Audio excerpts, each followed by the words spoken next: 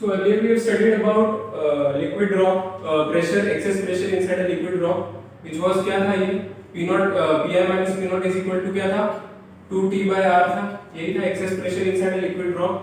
इसको एक और नाम से बुलाते थे जिसको बोलते हैं लैपलेस लॉ, लैपलेस लॉ भी बोलते थे इसको, ठीक है. ये जो excess pressure inside a liquid drop है ना, इसको दूसरे नाम से क्या बुलाते थे, लैपलेस लॉ. अब ये किसके लिए हम लोगों ने डिफाइन किया था, लिक्विड ड्रॉप के लिए डिफाइन किया था, राइट.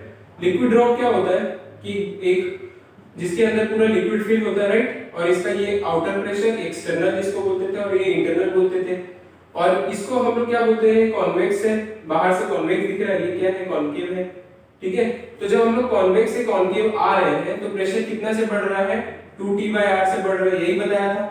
देखो P इंटरनल क्या होगा, P naught plus 2T/R, तभी तो ये होगा ना कि Pi minus P naught is equal to 2T/R, यही होगा. यही हम लोगों ने पढ़ा था कि इतने का प्रेशर डिफरेंस होता है. अब ये किसके लिए डिफाइंड है, ये लिक्विड ड्रॉप के लिए. और दूसरा क्या हो सकता है, एयर बबल हो सकता है, एयर बबल. एयर बबल या लिक्विड ड्रॉप क्यों, क्योंकि इनका दोनों का सरफेस क्या होता है, एक ही सरफेस होता है. लेकिन अगर किसी ने तुमको पूछा सोप बबल के बारे में, सोप बबल के बारे में पूछा, तो सोप बबल का क्या होता है पता है, सोप बबल का एक सरफेस नहीं होता है, सोप बबल का दो सरफेस होता है. एक ये वाला सरफेस इनर और एक आउटर. ये दो सरफेस जो होते हैं, ये दो सरफेस जो होते हैं एग्जैक्टली में बहुत ही पास में होते हैं, जिसकी वजह से तुम लोग इसको R1 और R2 नहीं कंसीडर करोगे. R1 R2 नहीं, सिर्फ क्या कंसीडर करोगे, R कंसीडर करोगे कि इसका एक ही रेडियस होता है. तो अगर सोप बबल की बात करें तो देखो यहाँ पे प्रेशर डिफरेंस क्या हो जाएगा, Pi minus P naught is equal to 4T/R हो जाएगा. 2T/R की जगह क्या हो जाएगा, 4T/R. अभी 4T/R क्यों हुआ, इसका रीजन देखना है तो इधर देखो, ये मान लो एक सरफेस है और एक और सरफेस है. अब यहां से हम लोग आ रहे हैं बाहर से, क्या होता है P एक्सटर्नल से जब भी इनसाइड आओगे तो एक रूल याद कर लो. क्या है, what is the rule, the rule is कि when we go from convex to concave, convex से कॉन्केव जाते हैं तो प्रेशर में राइज होता है 2T/R का, और जब कॉन्केव से कॉन्वेक्स में आते हैं तो प्रेशर का होता है ड्रॉप 2T/R का. मतलब हम लोग जब कॉन्वेक्स से कॉन्केव में जा रहे हैं तो प्रेशर का क्या हो रहा है, राइज 2T/R का, और जब कॉन्केव से कॉन्वेक्स में आते हैं तो प्रेशर का यहाँ पे ड्रॉप होता है 2T/R का. तो अभी देखो ये क्या है, कॉन्वेक्स साइड है, एक अंदर आ रहा है कॉन्केव, तो कॉन्वेक्स से कॉन्केव क्या होगा, प्रेशर यहाँ पे मान लो ये पॉइंट A है तो इसका प्रेशर क्या हो जाएगा, P naught plus 2T/R. समझ में आया. अब एक और बार तुम लोग क्या आ रहे हो, पॉइंट A से समझो पॉइंट B, यहाँ आ रहे हो तो वापस से क्या आ रहे हो, कॉन्वेक्स से क्या आ रहे हो, कॉन्वेक्स से कॉन्केव, तो वापस से प्रेशर क्या हो जाएगा, 2T/R का और बढ़ जाएगा, मतलब 2 2T/R. तो टोटल प्रेशर यहाँ पे क्या आ गया, B पे P naught plus 4T/R. समझ में आया. तो प्रेशर टोटल क्या हो गया, 4T/R. अब बाहर का पॉइंट B का और पॉइंट समझो ये D है, तो इन दोनों का प्रेशर डिफरेंस क्या हो जाएगा, 4T/R. समझ में आया. तो ये था pressure difference. We studied in the last lecture, हम लोग ने पढ़ा भी था वहां पर, हम लोग ने मैंने बता दिया कि इसमें सोप बबल का क्या आता है, ठीक है. चाहिए तो तुम लोग एक्सप्रेशन निकाल सकते हो सेम जैसे मैंने करवाया, बस वहां पे 4πr² का जो एरिया लिखा था उसकी जगह 8πr² हो जाएगा क्योंकि दो सरफेस, ठीक है. Okay, so next we will start the topic that is capillary action. Capillary action बोलते हैं, ये सरफेस टेंशन का एक लास्ट टॉपिक है, इसके बाद फ्लूइड मैकेनिक्स है. कैपिलरी एक्शन क्या होता है, इसका डेफिनेशन देख लो. डेफिनेशन क्या बोलता है, it is the property of a liquid, it is the property of a liquid to rise और फॉल, ठीक है, राइज और fall to a certain height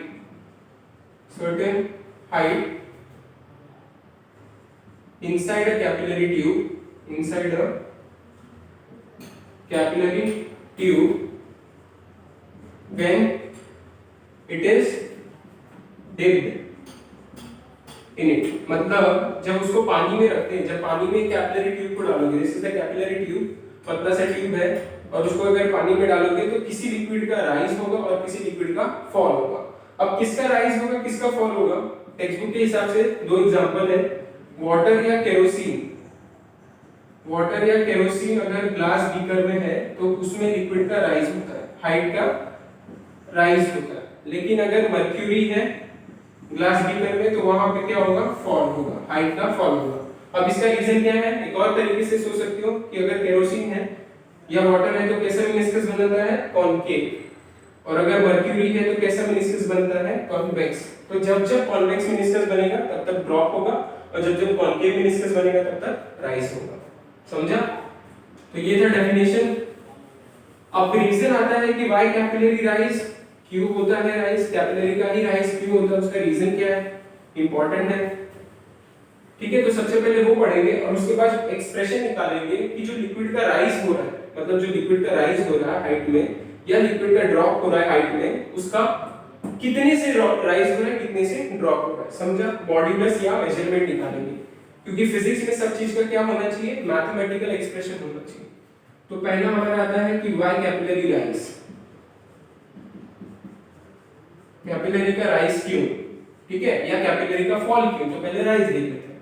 तो उसका एग्जांपल देखो, मैं दो तरीके से एक्सप्लेनेशन करूंगा, एक तुम्हारे टेक्स्ट बुक के हिसाब से, एक थोड़ा सा प्रेशर डिफरेंस के हिसाब से। ठीक है, तो अभी तुम्हारा मान लो ये कैपिलरी अंदर है, this capillary is inside liquid, liquid के अंदर बैठा हुआ है।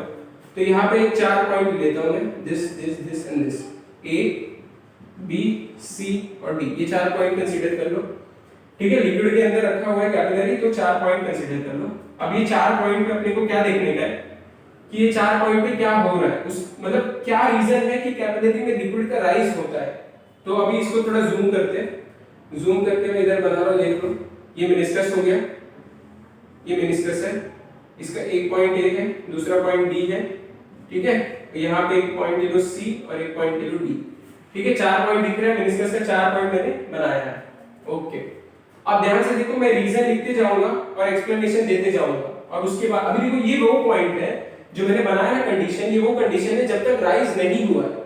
इसके बाद वाला रिजल्टेंट कंडीशन मैं यहाँ पे बनाऊंगा जिसमें लिक्विड का राइज दिखाऊंगा, क्यों राइज हुआ, लेकिन क्यों राइज हुआ वो पहले यहाँ पे समझो।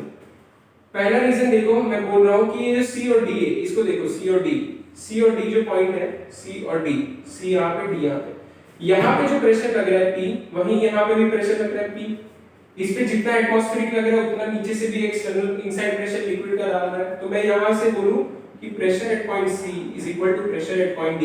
रीजन क्या है, both are what, atmospheric pressure. दूसरा रीजन क्या हो सकता हूं, ये वाला देखो, कॉनकेव मेनिस्कस का पार्ट जिसमें ये A है और ये पॉइंट क्या है B है, यही है ना। तो अभी यहाँ पे बोलूं ये कॉनकेव क्यों बना, कॉनकेव इसलिए बना क्योंकि बाहर से जब प्रेशर अप्लाई किया, ये प्लेन था, बाहर से जब प्रेशर अप्लाई किया तो ये कैसा बन गया, कॉनकेव बन गया। प्रेशर अप्लाई किया तो क्या हो गया, कॉनकेव। तो मैं बोलूं यहाँ पे प्रेशर एट कॉनकेव साइड ज्यादा होगा और प्रेशर एट कॉन्वेक्स साइड कम होगा। एक और चीज बताया था, जब यू गो कॉन्वेक्स से जब कॉनकेव में जाओगे तो प्रेशर का राइज होगा, समझ में आ रहा है। तो यहाँ से मैं क्या बोल सकता हूँ, pressure at A is greater than pressure at D। Okay, third reason देखो, थर्ड रीजन में क्या बोल रहा हूँ, थर्ड रीजन में देखो, अगर ये दो पॉइंट है, ये पॉइंट तुम्हारा A है, इधर सपोज करो A इधर है, तो अभी यहाँ से एक हॉरिजॉन्टल लाइन अगर बना दूं, ठीक है, अगर एक हॉरिजॉन्टल लाइन बना दूं तो मैं बोलूं सारे हॉरिजॉन्टल लाइन में प्रेशर क्या होना चाहिए, सेम होना चाहिए। तो मतलब बोलूं pressure at C should be equal to pressure at A because they are what at same horizontal level. समझ में आ रहा है। तो प्रेशर एट C किसके इक्वल हो गया, प्रेशर एट A के इक्वल हो गया। ठीक है, एक और चीज देखो, अगर प्रेशर C और प्रेशर C यहाँ पे दोनों सेम है तो लेफ्ट हैंड साइड दोनों का सेम है तो राइट हैंड साइड भी सेम होगा। फ्रॉम 3 and 1 मैं लिख सकता हूँ फ्रॉम 3 and 1, फ्रॉम 3 and 1 क्या लिख सकता हूँ कि pressure at A is equal to pressure at D। ये सारा इंपॉर्टेंट चीज था, pressure at A is equal to pressure at D। ठीक है, अभी फाइनल पॉइंट देखो, मैं यहाँ पे लिख रहा हूँ फिफ्थ पॉइंट, कि ये पॉइंट तो सबको समझ में आया ये क्यों हुआ। अभी जो फिफ्थ पॉइंट है वो इंपॉर्टेंट है। देखो प्रेशर एट A किसके इक्वल है, प्रेशर ग्रेटर है किससे, प्रेशर एट B से। प्रेशर एट A किससे ग्रेटर है, प्रेशर एट B से। लेकिन प्रेशर एट A किसके इक्वल भी है, प्रेशर एट D के। तो मैं बोलूं प्रेशर एट A की जगह मैं लिख सकता हूं pressure at D, pressure at D की जगह क्या लिख सकता हूं, प्रेशर एट D को यहां पे लिख सकते हैं pressure at D is equal two is greater than pressure at B। इसका रीजन क्या है, फ्रॉम कौन सा रीजन हुआ, fourth and second. From fourth and second हम लोग बोल सकते हैं कि pressure at D is greater than pressure at D, मतलब ये पॉइंट पे प्रेशर ज्यादा है इससे। कितना ज्यादा है 2t/r, कितना ज्यादा है 2t/r, समझ में आया। अब देखो मैं यहाँ पे रिजल्टेंट बनाऊंगा, रिजल्टेंट मतलब अब राइज कैसे हुआ देखो इधर, यहाँ पे तुम्हारा क्या था, कैपिलरी ट्यूब अंदर था, 4 पॉइंट तुमने कंसीडर किया था, अभी पॉइंट तुमने क्या बोला डी और इसको पॉइंट को क्या बोला था बी, ठीक है। अब हुआ क्या देखो, ये कैसा पॉइंट है, ये हायर प्रेशर वाला पॉइंट है, इधर प्रेशर हाई है और ये पॉइंट पे प्रेशर लो है, लो प्रेशर, तो लिक्विड का क्या होता है हायर प्रेशर से लोअर प्रेशर में जाता है, तो मतलब ये पॉइंट तुम्हारा एक और हायर प्रेशर का कोई पॉइंट होगा, हायर से लोअर, इसकी वजह से लिक्विड में क्या हो गया राइज हो गया हाइट, ठीक है, लिक्विड का राइज हो गया, समझ में आया राइज। तो अगर कोई पूछे what is the reason behind capillary rise, तो only and only reason is pressure difference, pressure difference जहां पे रहेगा वहां पे लिक्विड का राइज होगा, ठीक है। तो ये एक तरीका हो गया एक्सप्लेनेशन का in the form of your text book के हिसाब से कैसा प्रेशर का डिफरेंस है, ओके। पॉज करके लिखना है तो लिख लेना। अभी मैं दूसरा मेथड बताता हूं, यहीं पे बता रहा हूं, दूसरा मेथड देख लो। दूसरा मेथड क्या है, दूसरा रीजन क्या हम लोग बोल सकते हैं डायरेक्ट कि मान लो तुम्हारा ये लिक्विड है, यहाँ पे तुम्हारा कैपिलरी है, अब ये दो पॉइंट ले लो, ये पॉइंट तुम्हारा बी है, ये पॉइंट डी है, ठीक है। अब ध्यान से देखो पॉइंट बी जो है यहाँ पे तुमको पता चला प्रेशर कम है और पॉइंट डी पे प्रेशर ज्यादा है, कितने से ज्यादा होता है पता है, P0 + 2T/r, इतना प्रेशर ज्यादा है, और पॉइंट डी पे समझो सिर्फ क्या है P0 है, ठीक है। अब अगर दोनों के पॉइंट को सेम होना है, अगर सेम हॉरिजॉन्टल लेवल पे दोनों है तो दोनों का प्रेशर क्या होना चाहिए, सेम होना चाहिए, दोनों का प्रेशर क्या होना चाहिए, सेम होना चाहिए। और उसको सेम करने के लिए हम लोग क्या कर सकते हैं कि यहाँ पे एक वैल्यू ला सकते हैं, यहाँ पे एक वैल्यू ला सकते हैं जिसका मैग्नीट्यूड जो है इस पॉइंट के इक्वल हो, मतलब इधर जो h रो g है उसका मैग्नीट्यूड किसके इक्वल होना चाहिए, 2T/r के इक्वल होना चाहिए। तो इसीलिए पॉइंट B पे हाई इतने का राइज होता है, कितने का राइज होता है, h रो g के मैग्नीट्यूड का राइज होता है, ताकि वो किसको इक्वल कर सके, 2T/r को कर सके। सबको समझा? This is what capillary rise.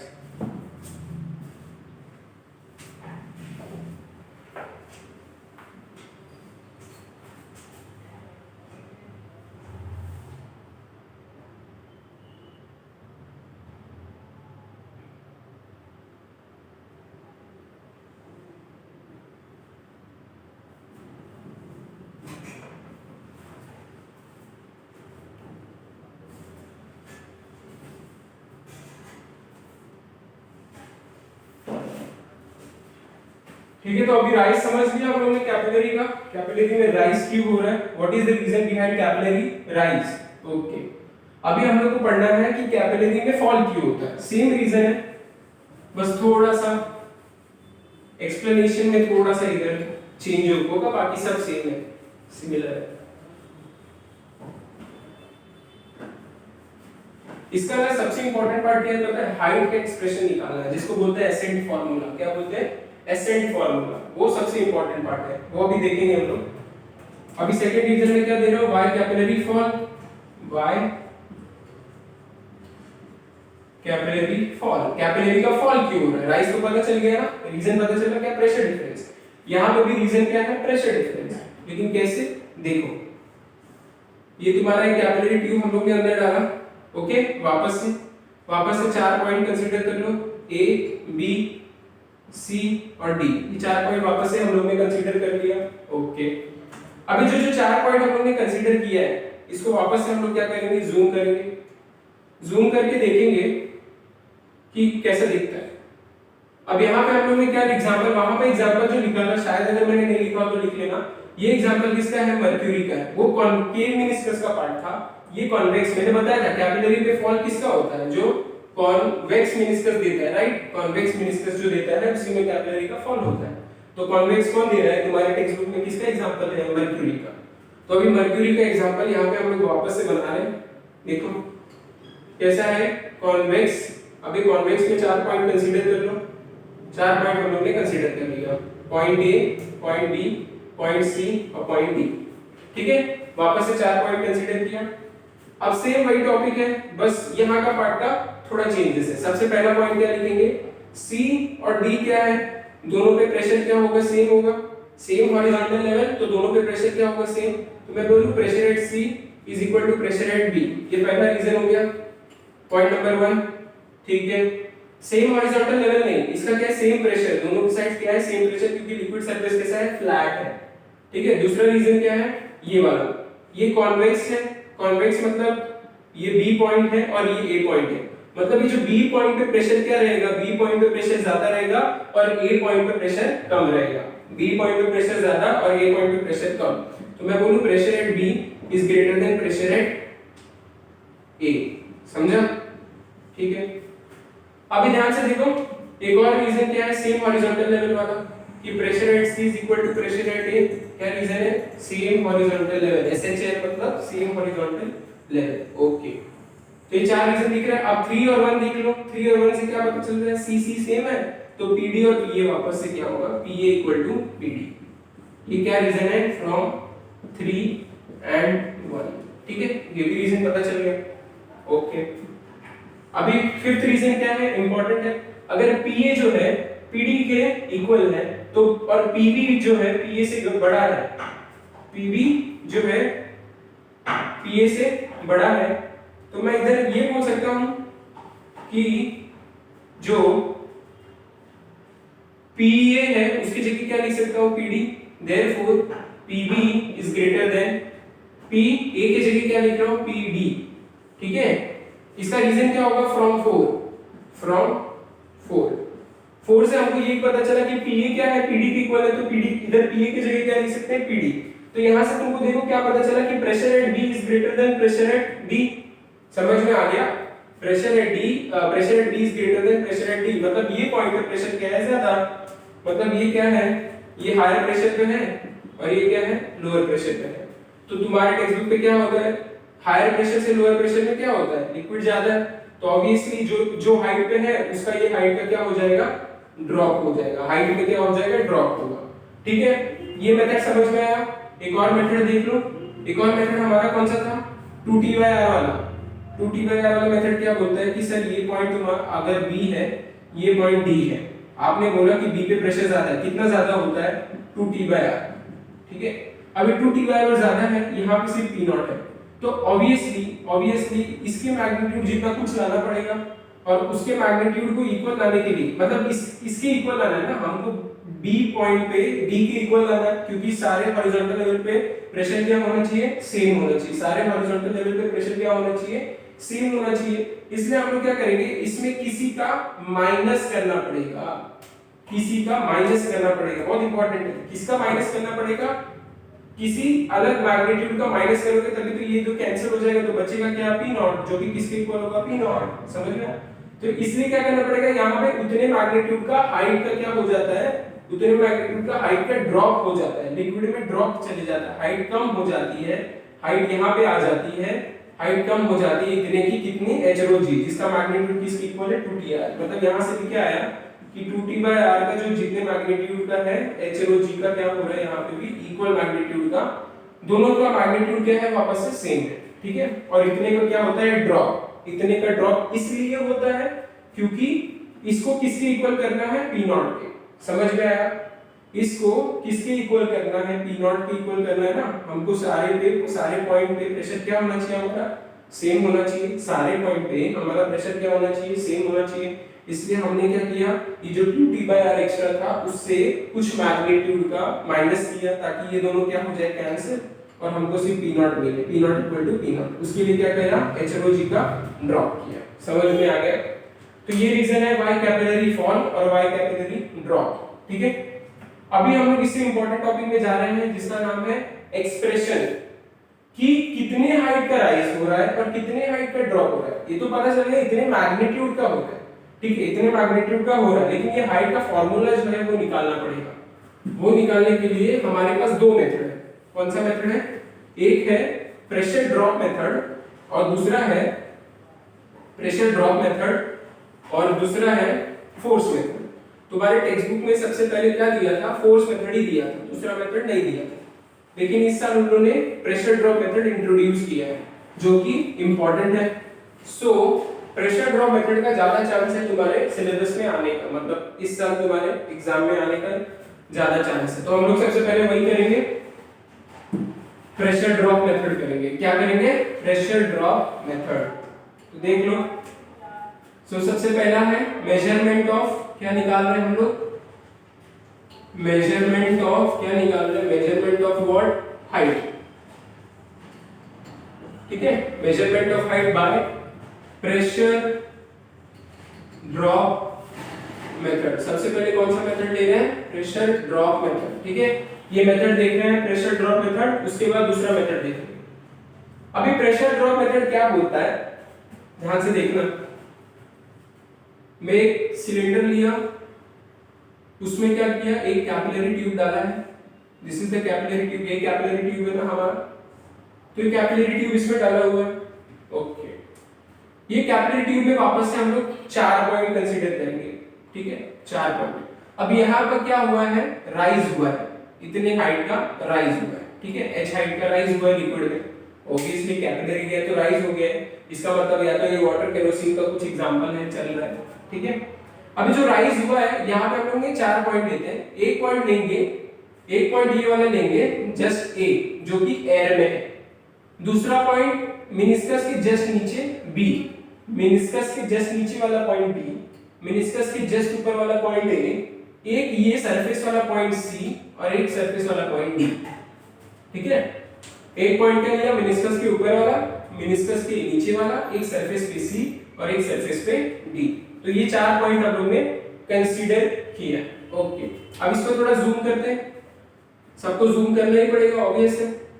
ये देखो तुम्हारा ये क्या है, ये सी पॉइंट है, ये पॉइंट डी है, ये तुम्हारा जो हाइट है h जिसका राइज हुआ है, ये हमने a कंसीडर किया, जस्ट नीचे b पॉइंट कंसीडर किया, ठीक है। तो ये 4 पॉइंट मैंने पूरा कंसीडर करना पड़ेगा, 4 पॉइंट हम लोग ने ले लिया, ओके। अब यहाँ पे तुमको अगर इसका एक्सप्रेशन लिखना है तो तुमको 2 चीज याद रहना चाहिए। सबसे पहला चीज क्या याद रहना चाहिए, सबसे पहला चीज क्या याद रहना चाहिए कि अभी ये वाला जो देखो सरफेस वाला a और b वाला पॉइंट, जो मैंने हमेशा बताता हूँ कि अगर a और b है और ये कैसा है, कॉनकेव है, तो इधर क्या लिखेंगे, pressure at a minus pressure at b is equal to 2T/r। सबको समझ रहा है, सबको समझ रहा है, यहाँ पे प्रेशर ज्यादा होगा, यहाँ पे प्रेशर कम होगा, और वो कितने से 2T/r। दूसरा रीजन जो तुमको याद रहना चाहिए वो क्या है कि अब ये जो हमारा पॉइंट C है, पॉइंट C पे अगर हम लोग प्रेशर निकालें कि what is the pressure at point C, surface tension, first lecture मैंने बताया था कि प्रेशर एट पॉइंट C क्या होगा, pressure at point C is nothing but ये pressure at point B plus h rho g, यही होगा ना।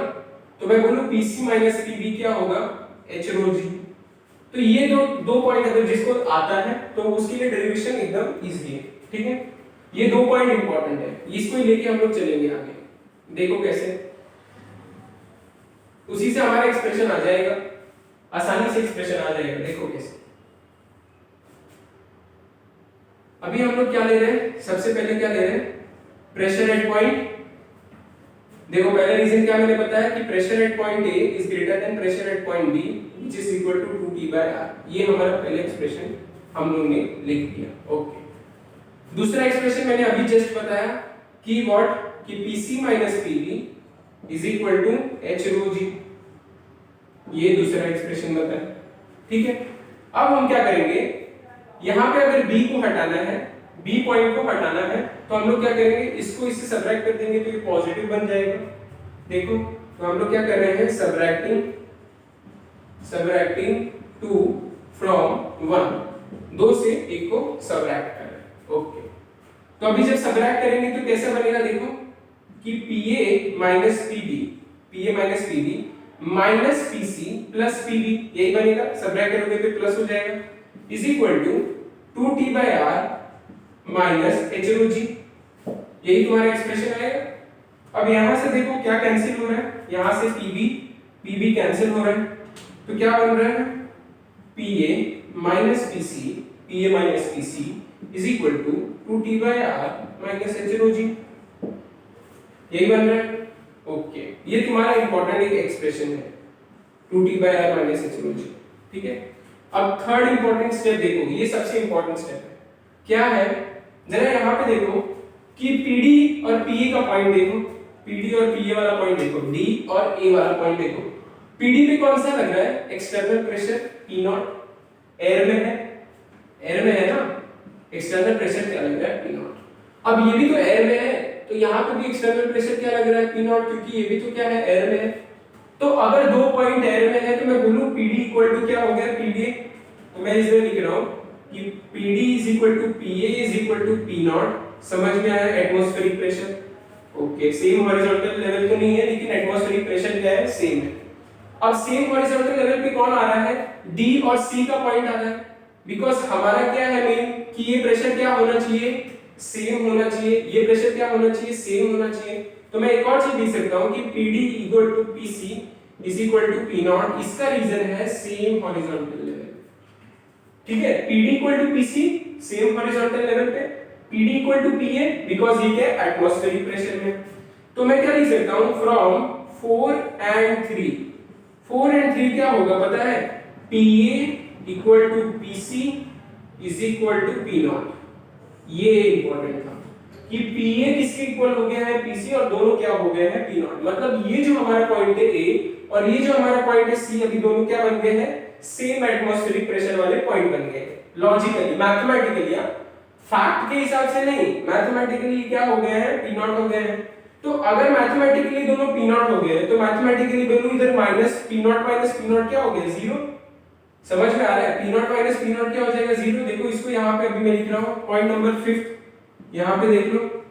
अब यहाँ पे पॉइंट नंबर 5 क्या डाल रहा हूँ कि P naught minus P naught is equal to क्या है हमारा 2T upon R minus H rho G। यही है P naught minus P naught equal to 2T upon R minus H rho G, यही बन रहा है।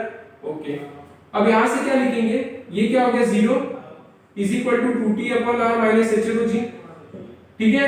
तो इससे क्या पता चला, 2T upon R is equal to H rho G। 2T upon R क्या हो गया, H rho G के इक्वल हो गया। अब सबसे इंपॉर्टेंट चीज कि R क्या है, H क्या है हाइट, ये क्या है डेंसिटी ऑफ लिक्विड, ये है तुम्हारा G gravitation, gravitational acceleration, T मतलब टेंशन। तो R क्या है यहाँ पे, R है रेडियस ऑफ मेनिस्कस। क्या है तुम्हारा R, रेडियस ऑफ मेनिस्कस। अब सर ये क्या होता है, रेडियस ऑफ मेनिस्कस क्या होता है, ध्यान से देखो अभी बताऊंगा। अभी तुम्हारा जो फॉर्मूला यहाँ से क्या बनेगा, अगर हम फॉर्मूला H के फॉर्म में लिखे, because we want formula in H, तो ये बनेगा 2T upon R rho G।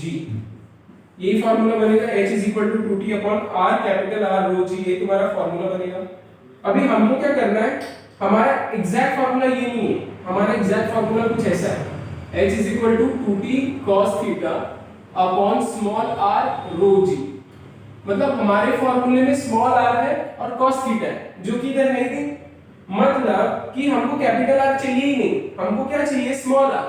तो सर अभी बहुत कंफ्यूजन है, कैपिटल R क्या होता है, रेडियस ऑफ मेनिस्कस। तो स्मॉल r क्या होता है, स्मॉल r होता है radius of capillary tube. Capillary tube small r क्या होता है, रेडियस ऑफ कैपिलरी ट्यूब।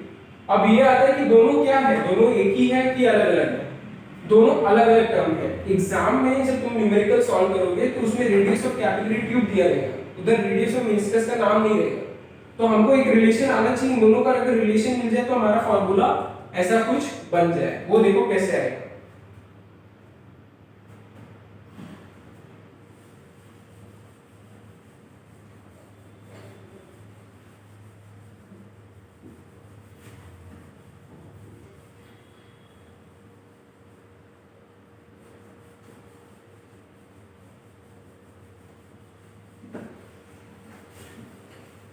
देखो कैसे आएगा। पहले समझो कि मेनिस्कस क्या होता है, रेडियस ऑफ मेनिस्कस क्या होता है, वो पहले इंपॉर्टेंट है समझना। देखो मैं 3D में अच्छे से बता रहा हूँ। ये तुम्हारा अगर कैपिलरी है, ये हमारा क्या था, कॉन्केव मेनिस्कस। ये हमारा कॉन्केव मेनिस्कस था, ये तुम्हारा कैपिलरी है। तो मैं बोलूँ ये जो तुम्हारा कटोरे जैसा दिख रहा है, बाउल जैसा दिख रहा है, ओके। अभी जो बाउल जैसा दिख रहा है, यहाँ पे ध्यान से देखना कि अभी मैं क्या कर रहा हूँ, कॉन्टैक्ट एंगल बना रहा हूँ। सबसे पहले हमारा कॉन्टैक्ट एंगल का फॉर्मूला क्या था, tangent drawn to the free surface of the liquid away from the solid, tangent drawn to the free surface of the solid away from towards the liquid। तो ये क्या हो गया, थीटा। यही तो हमारा क्या है, कॉन्टैक्ट एंगल है, ओके। तो यहाँ पे स्मॉल आर क्या है और कैपिटल आर क्या है वो इंपॉर्टेंट है, राइट। हमको उनके बीच में रिलेशन लाना है। तो यहाँ पे देखो स्मॉल आर तो यही होगा ना, स्मॉल आर तो यही होगा, रेडियस ऑफ कैपिलरी ट्यूब। तो कैपिलरी ट्यूब है तो उसका आधा ही उसका रेडियस हो गया, स्मॉल आर ये हो गया। तो कैपिटल आर क्या है, कैपिटल आर तुम्हारा ये फुल सर्कल जो होगा ना, ये फुल जो सर्कल होगा ना, ये कैपिटल आर है ये। तो मतलब जो तुम्हारा कटोरी है, ऐसे बाउल जो है उसका अगर पूरा सर्कल करो तो उसका जो रेडियस होता है ना, सर्कल का जो रेडियस होता है उसको मेनिस्कस का रेडियस बोलते हैं, ठीक है। दिख तो तुमको सिर्फ इतना ही रहा है, दिख तो तुमको सिर्फ इतना ही रहा है, लेकिन ये होगा पूरा सर्कल, उसका जो रेडियस है वो क्या है, रेडियस ऑफ मेनिस्कस। तो ये रेडियस ऑफ मेनिस्कस है और ये क्या है, रेडियस ऑफ कैपिलरी ट्यूब, ठीक है। अब इनके बीच में रिलेशन निकालना है। अब रिलेशन कैसे आएगा, ध्यान से देखो। ये एक ट्रायंगल बन रहा है, राइट एंगल ट्रायंगल, ये देखो राइट एंगल ट्रायंगल बन रहा है, ओके। अभी अगर ध्यान से देखो, मैं नीचे दिखा रहा हूं कि ये जो हमारा टैंजेंट है, फ्री सरफेस को जो टैंजेंट है वो टैंजेंट किसके परपेंडिकुलर है, इस रेडियस के परपेंडिकुलर है, दिख रहा है, ये रेडियस के परपेंडिकुलर है। मतलब अगर मैं इधर बनाऊं तो ये हमारा स्ट्रेट लाइन है, ये हमारा कांटेक्ट एंगल है, ठीक है। यही हमारा टैंजेंट बनेगा इस रेडियस को परपेंडिकुलर। ये कैपिटल आर है, ये स्मॉल आर है, ठीक है। तो ये हमारा क्या बन रहा है, ये हमने टैंजेंट बना दिया, टैंजेंट ये क्या है, परपेंडिकुलर। ये थीटा है, ये 90 है, तो ये क्या बनेगा, 90 माइनस थीटा। समझ में आ रहा है, ये 90 माइनस थीटा कैसे पता चला सर, अरे देख लो, थीटा प्लस ये क्या है 90 प्लस इसको अगर x मान लो, इसको अगर x मान लो तो x इज इक्वल टू क्या होता है, 180 होता है ना टोटल। तो ये क्या हो गया, x इज इक्वल टू क्या होगा, 180 माइनस 90 प्लस थीटा। तो x इज इक्वल टू क्या होगा, 90 माइनस थीटा। समझ में आया, तो x क्या हो गया, 90 माइनस थीटा, ओके। अभी ये x क्या है, 90 माइनस थीटा, सबको समझ में आ गया, ओके। अभी 90 माइनस थीटा हो गया, राइट। तो मैं यहाँ पे लिखता हूँ, मैं यहाँ पे लिखता हूँ 90 माइनस थीटा, ये सबको पता चल गया कि 90 माइनस थीटा। तो अगर ये 90 माइनस थीटा, ये थीटा, सॉरी ये 90 माइनस थीटा, तो vertically opposite angle, vertically opposite sorry alternate angle से ये भी क्या हो गया, 90 माइनस थीटा। हमारा ट्रायंगल देखो, थोड़ा ब्रॉड में दिखा दो तब समझ में आएगा। ये हमारा 90 डिग्री है, ये हमारा स्मॉल आर है, ये कैपिटल आर है। ये जो एंगल बन रहा है, ये जो एंगल बन रहा है वो क्या है, 90 माइनस थीटा। अगर ये 90 माइनस थीटा तो अल्टरनेट एंगल से ये भी हो गया 90 माइनस थीटा, तो हमारा ये एंगल क्या हो गया, थीटा। ये एंगल हमारा इंपॉर्टेंट है। हमको कौन सा एंगल जानना था, ये वाला एंगल चाहिए था। अब क्यों चाहिए था, क्योंकि हमको cos sin tan चाहिए जिससे हमारा रिलेशन आ सके, तो यही एंगल मिलता है। तो अब ध्यान से देखो, यहां से अगर cos थीटा निकालोगे, cos थीटा तो क्या होता है, adjacent upon hypotenuse, adjacent upon hypotenuse, तो small r upon capital R, यही बनेगा। यहां से cos थीटा क्या होगा, एडजेसेंट अपॉन हाइपोटेन्यूज, मतलब small r upon capital R, यही होगा, ओके। यहां से क्या आ रहा है रिलेशन देखो, तो हम लोग लिख सकते हैं therefore small capital R is equal to small r upon cos theta, ये लिख सकते हैं। यहां से सबको समझाना, वापस एक्सप्लेन कर दे रहा हूं। हमने एक टैंजेंट बनाया, टैंजेंट बनाया वो क्या था, थीटा, ओके।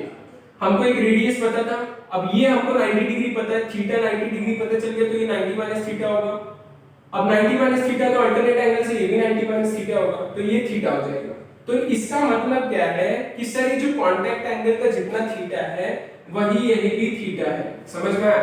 तो कोई अगर पूछे कि क्या ये एंगल और ये एंगल सेम है, क्या ये एंगल और ये एंगल सेम है, तो यस, दोनों क्या है, कांटेक्ट एंगल की तरह है। ये एक्चुअली में कांटेक्ट एंगल नहीं है, लेकिन दोनों का मेजरमेंट क्या होगा, थीटा सेम होगा, समझ में आया। तो यहां से क्या आया, small capital R is equal to small r cos theta. इसको पुट करो इसके अंदर, हमारे तो एक्सप्रेशन क्या आया था, 2t upon r rho g, यही आया था। तो अभी ये यहां से देखो 2t कैपिटल R को क्या लिख सकते हैं, small r upon cos theta rho g, ये लिखोगे तो ये cos थीटा ऊपर जाएगा, cos थीटा अगर ऊपर जाएगा तो तुम्हारा एक्सप्रेशन क्या बनेगा, तुम्हारा एक्सप्रेशन क्या बनेगा, तुम्हारा एक्सप्रेशन क्या बनेगा, 2t cos theta upon rho rg, ये क्या हो गया, ये तुम्हारा एक्सप्रेशन बन गया। सबको समझा, यहां तक सबको समझा। ये cos थीटा वाला इधर लिख देता, cos theta is equal to small r upon capital R, therefore capital R is equal to r upon cos theta. ठीक है, ये लाना सबसे इंपॉर्टेंट वैल्यू था, h is equal to 2t cos theta upon r rho g। ये इसको क्या बोलते हैं, एसेंट फार्मूला। क्या बोलते हैं इसको, बोलते हैं एसेंट फार्मूला। क्या बोलते हैं, एसेंट फार्मूला। अब ये ascent formula by pressure drop method. इसके बाद एक और करेंगे ascent formula by force method. कौन सा मेथड, फोर्स मेथड। ठीक है, हो गया ये, ओके। अभी कौन सा मेथड हम लोग करने जा रहे हैं, फोर्स मेथड करेंगे, वो भी एक इंपॉर्टेंट मेथड है।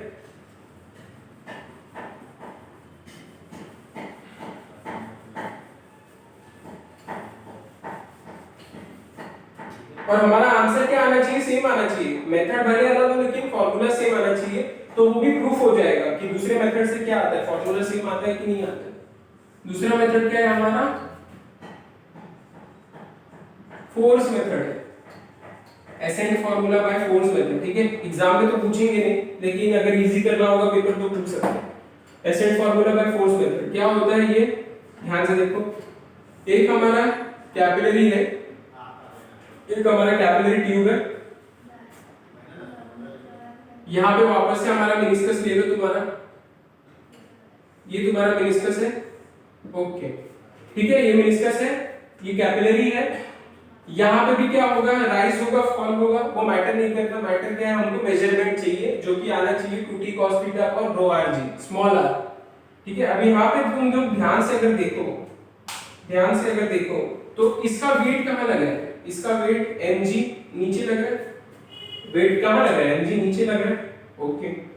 अब यहाँ पे ध्यान से देखो, वाटर के मॉलिक्यूल्स कहाँ पे हैं, सब जगह है सर, यहाँ पे यहाँ पे यहाँ पे यहाँ पे यहाँ पे यहाँ पे सब जगह वाटर के क्या है, मॉलिक्यूल्स है। तो वाटर के मॉलिक्यूल्स की प्रॉपर्टी क्या होती है, सरफेस टेंशन। सरफेस टेंशन का मतलब क्या होता है, एबिलिटी टू कॉन्ट्रैक्ट करने की एबिलिटी। इसका मतलब कि ये जो सरफेस पे सारे मॉलिक्यूल्स है, ये जो सरफेस पे, सिर्फ यही नहीं, ये सारे सरफेस पे जितने भी मॉलिक्यूल्स हैं वो क्या करना चाहते हैं, एक दूसरे को खींचना चाहते हैं, कॉन्ट्रैक्ट करना चाहते हैं। तो इससे हम लोग क्या बोल सकते हैं, इससे हम लोग क्या बोल सकते हैं कि अगर ये वाला मॉलिक्यूल्स ले ले, पॉइंट ऑफ कांटेक्ट वाला मॉलिक्यूल्स ले ले, या कोई रैंडम मॉलिक्यूल्स ले ले, तो सारे मॉलिक्यूल्स एक दूसरे को क्या कर रहे हैं, डाउनवर्ड फोर्स लगा के खींच रहे हैं। मैं ऐसे बोल सकता हूँ, सारे मॉलिक्यूल्स क्या कर रहे हैं, डाउनवर्ड फोर्स लगा के खींच रहे हैं। अगर ये लोग डाउनवर्ड फोर्स लगाएंगे, कितना फोर्स है, T, सरफेस टेंशन ना, तो T, तो कितने फोर्स से खींच रहे हैं सब लोग, एक दूसरे को T फोर्स से खींच रहे हैं। तो बाय न्यूटन्स लॉ क्या बोला जाता है, न्यूटन्स थर्ड लॉ क्या बोलता है, to every action there is an equal and opposite reaction. इसका मतलब जो एक्शन हो रहा है उसको अगर इक्विलिब्रियम में रखना है तो उसका रिएक्शन फोर्स भी होना चाहिए। तो इसका मतलब क्या है कि इन लोग वाटर के मॉलिक्यूल्स जब खींच रहे हैं, वाटर के मॉलिक्यूल जब खींच रहे हैं, तो ग्लास के मॉलिक्यूल जो है, जो ग्लास के मॉलिक्यूल्स है उनको इससे मत बनाओ, ग्लास के मॉलिक्यूल्स से तो कैसे दिखेंगे, देखो ये समझो ग्लास के मॉलिक्यूल्स है, H पे पॉइंट, ये पॉइंट ऑफ कांटेक्ट है। तो यहाँ पे ग्लास के मॉलिक्यूल्स क्या करेंगे, एक एक्सटर्नल फोर्स लगाएंगे। तो ये जो अगर T का फोर्स लगा रहा है तो इनका भी एक्सटर्नल फोर्स क्या हो जाएगा, T। तो ग्लास के मॉलिक्यूल्स क्या कर रहे हैं, वाटर के मॉलिक्यूल खींच रहे हैं, ग्लास के मॉलिक्यूल बाहर जा रहे हैं। तो ग्लास के मॉलिक्यूल बाहर जा रहे हैं तो एक्सटर्नल फोर्स लगा रहे हैं, कैपिटल T। सबको समझ रहे हैं। अगर 3D में देखना है तो यहाँ पे देखो ऐसा, 2D में देखोगे अच्छे से बड़े से, तो इधर देखो कैसे दिखेगा, ये तुम्हारे मॉलिक्यूल्स है ग्लास के, ऐसा फोर्स लगा रहे हैं, ठीक है। और ये तुम्हारे वाटर के मॉलिक्यूल्स कैसे बैठे, वाटर के मॉलिक्यूल्स इधर, जो कि इधर वाला फोर्स लगा रहे हैं, समझ में आया। तो ये फोर्स लगा रहे हैं, तो इससे क्या होगा, कैपिटल T का फोर्स लग गया। अब ये फोर्स को अगर हम लोग रिजॉल्व करें, ये फोर्स को अगर हम लोग रिजॉल्व करें तो कैसे दिखेगा, ये फोर्स को अगर रिजॉल्व करें तो कैसे दिखेगा, एक यहां पे बनेगा T cos थीटा, क्योंकि ये क्या है, ये अगर थीटा बनेगा तो ये भी तो थीटा ही रहेगा ना, vertically opposite angle, contact angle theta, तो ये भी क्या होगा, थीटा, वर्टिकली अपोजिट एंगल, तो ये बना T cos थीटा और इधर बना T sin थीटा। यहां पे भी क्या होगा, T sin थीटा और ये हो जाएगा T cos थीटा। सबको समझ रहे हैं ना, तो T cos theta, T sin theta. अब ध्यान से देखो, सरफेस टेंशन क्या होता है, सरफेस की एबिलिटी टू कॉन्ट्रैक्ट। पानी के अंदर जितने मॉलिक्यूल्स है पानी के अंदर नहीं, जो सरफेस पे मॉलिक्यूल्स है वो क्या कर रहे हैं, अपने एक दूसरे को कॉन्ट्रैक्ट कर रहे हैं, चाहे वो कर्व सरफेस हो चाहे टोटल सरफेस हो, समझ में आ रहा है, सब क्या कर रहे हैं, कॉन्ट्रैक्ट कर रहे हैं। तो इसका मतलब ये एक्चुअली में कैसे दिखेगा कि अगर ये बाउल रखा हुआ है तो यहाँ पे ऐसे सब लोग क्या लगा रहे हैं, फोर्स लगा रहे हैं ऐसे, ठीक है, और ये जो फोर्स ऐसे लग रहा है वो क्या है, F cos थीटा, ठीक है। लेकिन जो ऐसे परपेंडिकुलर में बाहर की तरफ फोर्स लग रहा है, बाहर की तरफ वो क्या है, F sin थीटा, बाहर की तरफ फोर्स आ रहा है, नीचे नहीं बोलो, नीचे में मत बोलो, इसको कैसे दिखेगा, ऐसे ऐसे ऐसे बाहर जा रहा है। तो मतलब एक कैसा क्राउन जैसा हो जाएगा जिसमें पूरा क्राउन में ऊपर F cos थीटा और साइड साइड में क्या लग रहा है, F sin थीटा, क्राउन में पूरा F cos थीटा और साइड साइड में क्या लग रहा है, F sin थीटा। तो एक sin थीटा दूसरे sin थीटा को क्या कर देगा, कैंसिल, मतलब ये sin थीटा ये sin थीटा क्या हो गए, कैंसिल कर देंगे एक दूसरे को।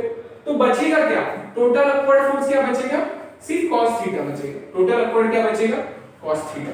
ओके, तो अगर ये इक्विलिब्रियम में रखा है, इक्विलिब्रियम में रखा है, तो for equilibrium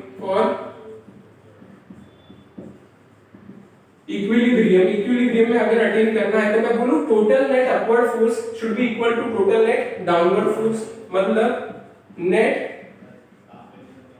upward force should be equal to net downward force, समझ में ना, जितना फोर्स ऊपर लग रहा है उतना फोर्स नीचे लगना चाहिए। ओके, अब जितना फोर्स ऊपर लग रहा है उतना फोर्स नीचे, तो मैं बोलूं ऊपर कौन सा फोर्स लग रहा है, F cos थीटा, सब जगह F cos थीटा लग रहा है, जिसको T cos थीटा भी बोलोगे। ओके, नीचे क्या लग रहा है, mg, तो मतलब नीचे की साइड कौन है, mg, और ऊपर की साइड कौन है, T cos थीटा।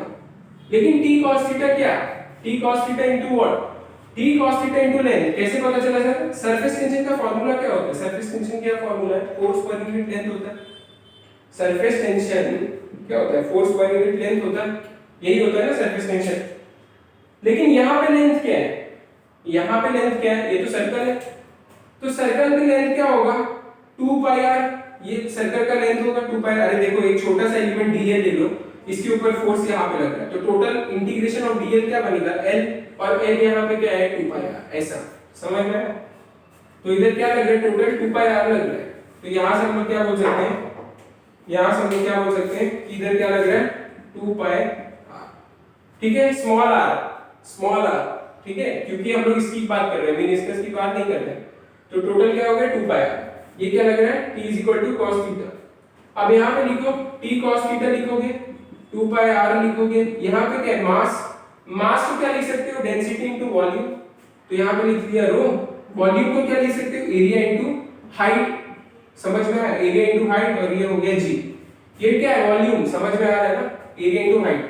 तो यहाँ से क्या आएगा, यहाँ से क्या आएगा, हम लोग क्या लिख सकते हैं, अब एरिया क्या होता है, सर्कल का एरिया क्या होता है, पाई r स्क्वायर, तो मैं लिखूं t cos theta into 2 pi r is equal to rho pi r square hg, ठीक है।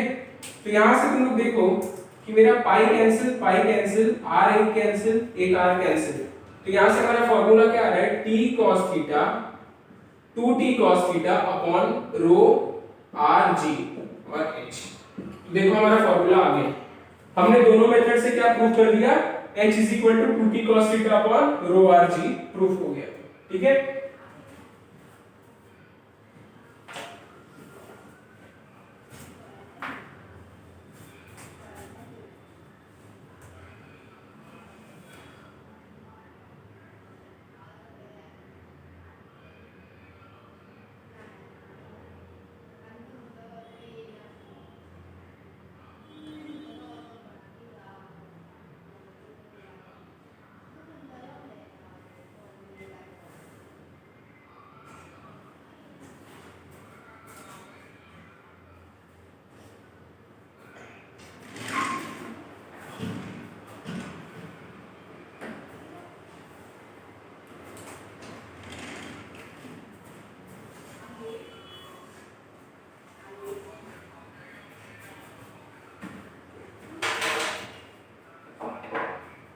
सबको समझा ना इतना,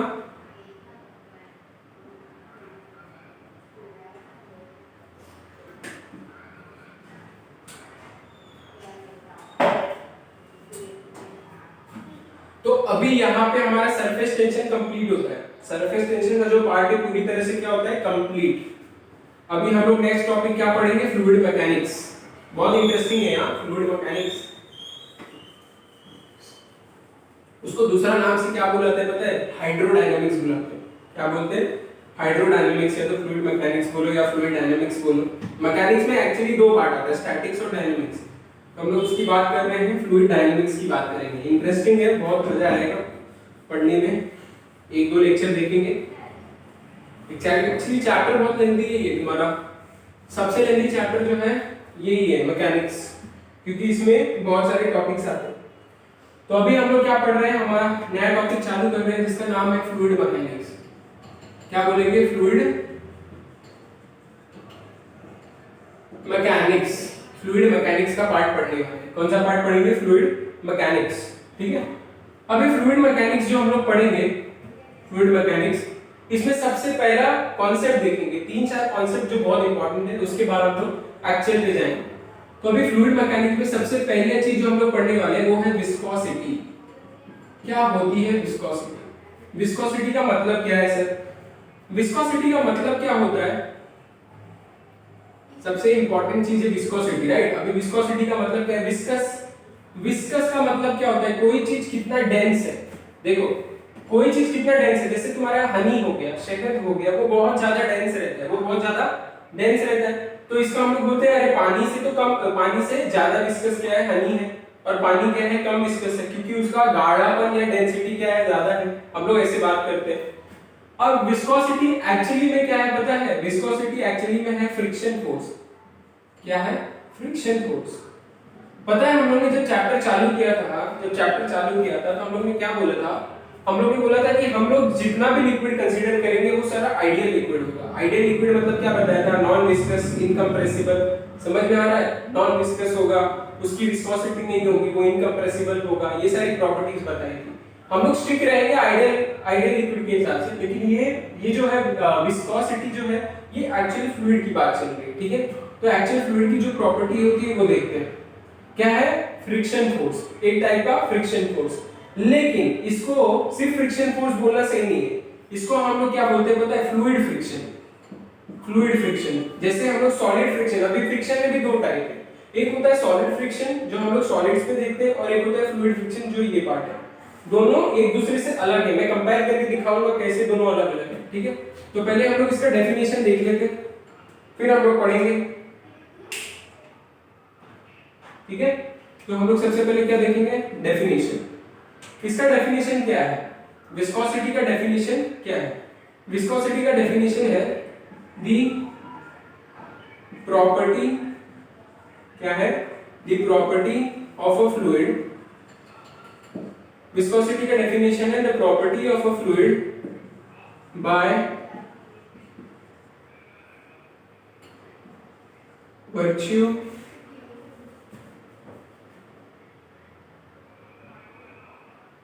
of which it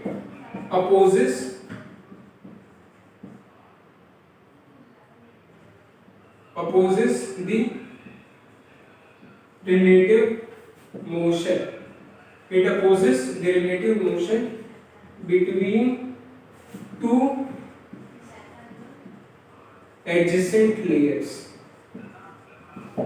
Viscosity क्या है? The property of a fluid by virtue of which it opposes the relative motion between the adjacent layer. इसका मतलब क्या है कि जब अगर दो adjacent, देखो सबसे इंपॉर्टेंट वर्ड इसमें क्या है पता है? adjacent।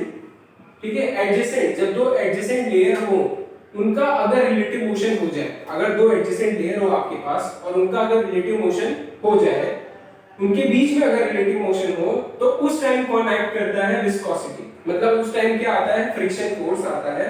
उसी फ्रिक्शन फोर्स को क्या बोलते हैं? Viscous force. और उसकी प्रॉपर्टी को क्या बोलते हैं? विस्कोसिटी। जो फोर्स आता है उसको बोलते हैं विस्कस फोर्स, और वो प्रॉपर्टी जो फ्लूइड बता रहा है वो क्या है? विस्कोसिटी। अब इसको समझते कैसे? ध्यान से देखो। मान लो तुम्हारे पास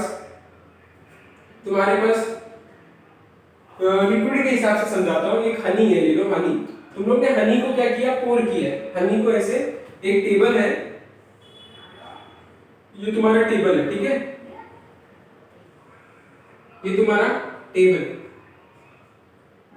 तो ये तुम्हारा टेबल जो है, ये टेबल के पास क्या रखा है, ये टेबल पे हम लोग ने हनी को पोर किया है, हनी को ऐसे ड्रॉप कर दिया है, टेबल पे हनी को क्या किया है, ड्रॉप।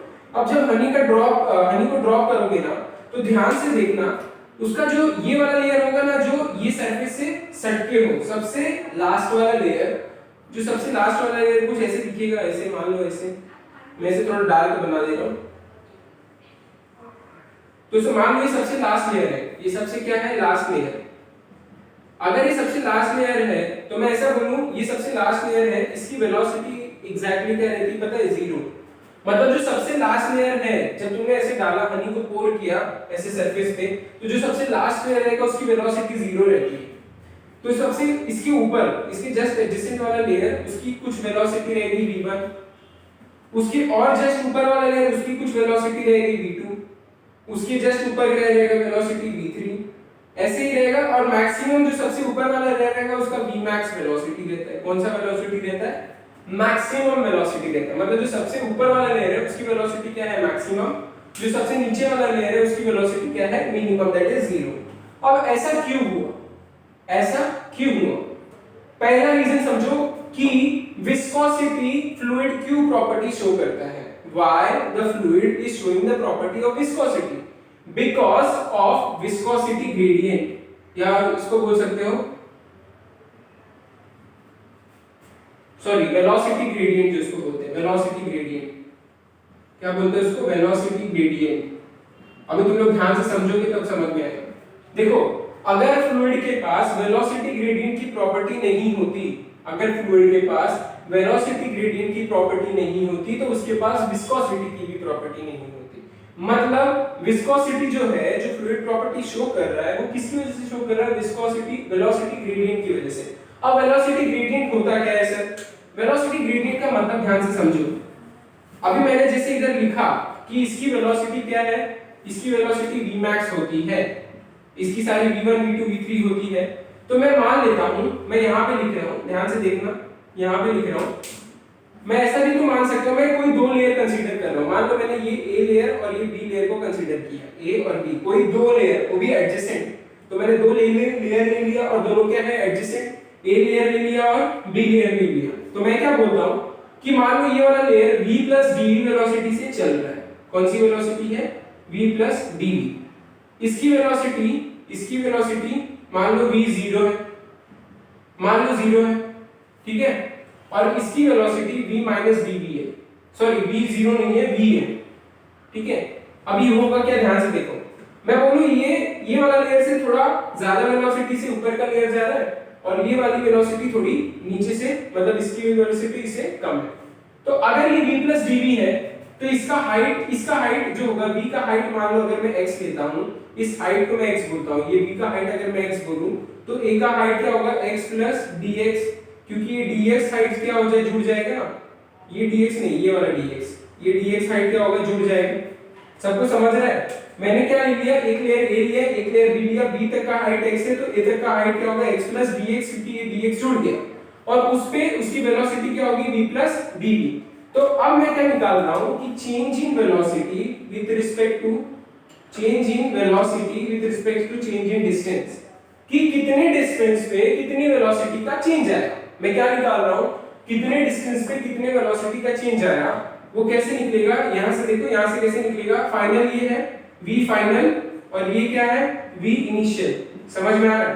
तो v फाइनल क्या है, v plus dv minus v, और v इनिशियल क्या है, ये डिस्टेंस x क्या है, इनिशियल, ये x फाइनल क्या है, x plus dx minus x।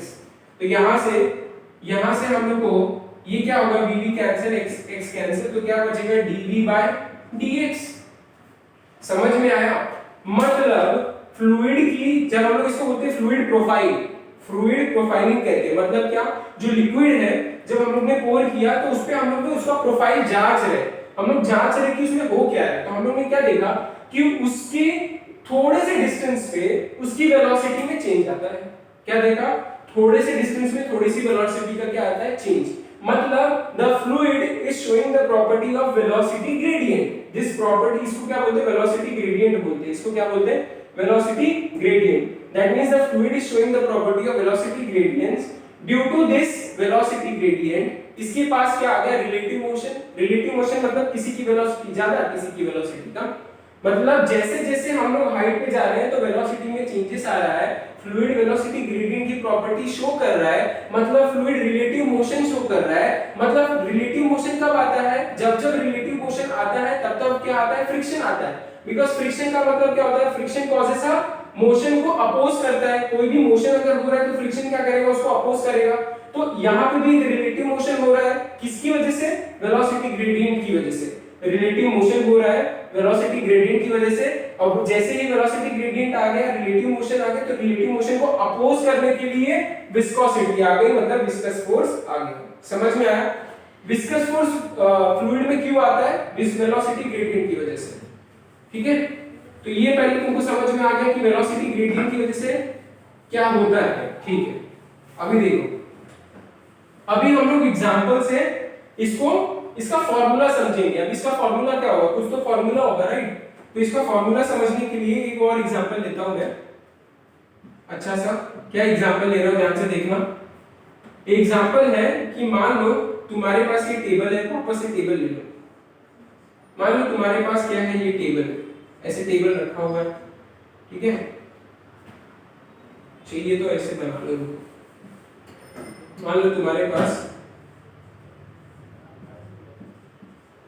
ये तुम्हारा टेबल है, दिस इज व्हाट, टेबल। ये तुम्हारा टेबल है। अब टेबल पे मैंने क्या किया पता है, ये टेबल पे मैंने प्लास्टिक का शीट रख दिया। ये तुम्हारा प्लास्टिक का शीट है, this is what, plastic sheet.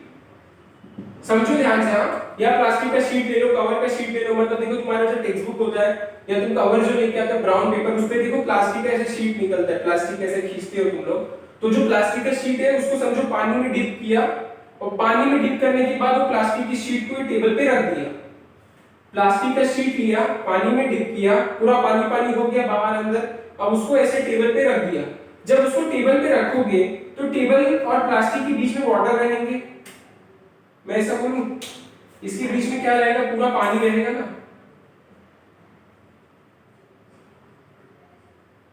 ऐसा रहेगा। तो ये पूरा क्या है, वाटर ड्रॉपलेट। ठीक है, इसको बड़ा करके बता रहा हूं, मैग्नीफाई करके बता रहा हूं, ध्यान से देखो। ये वाटर ड्रॉपलेट बन गया है, ये प्लास्टिक का शीट है।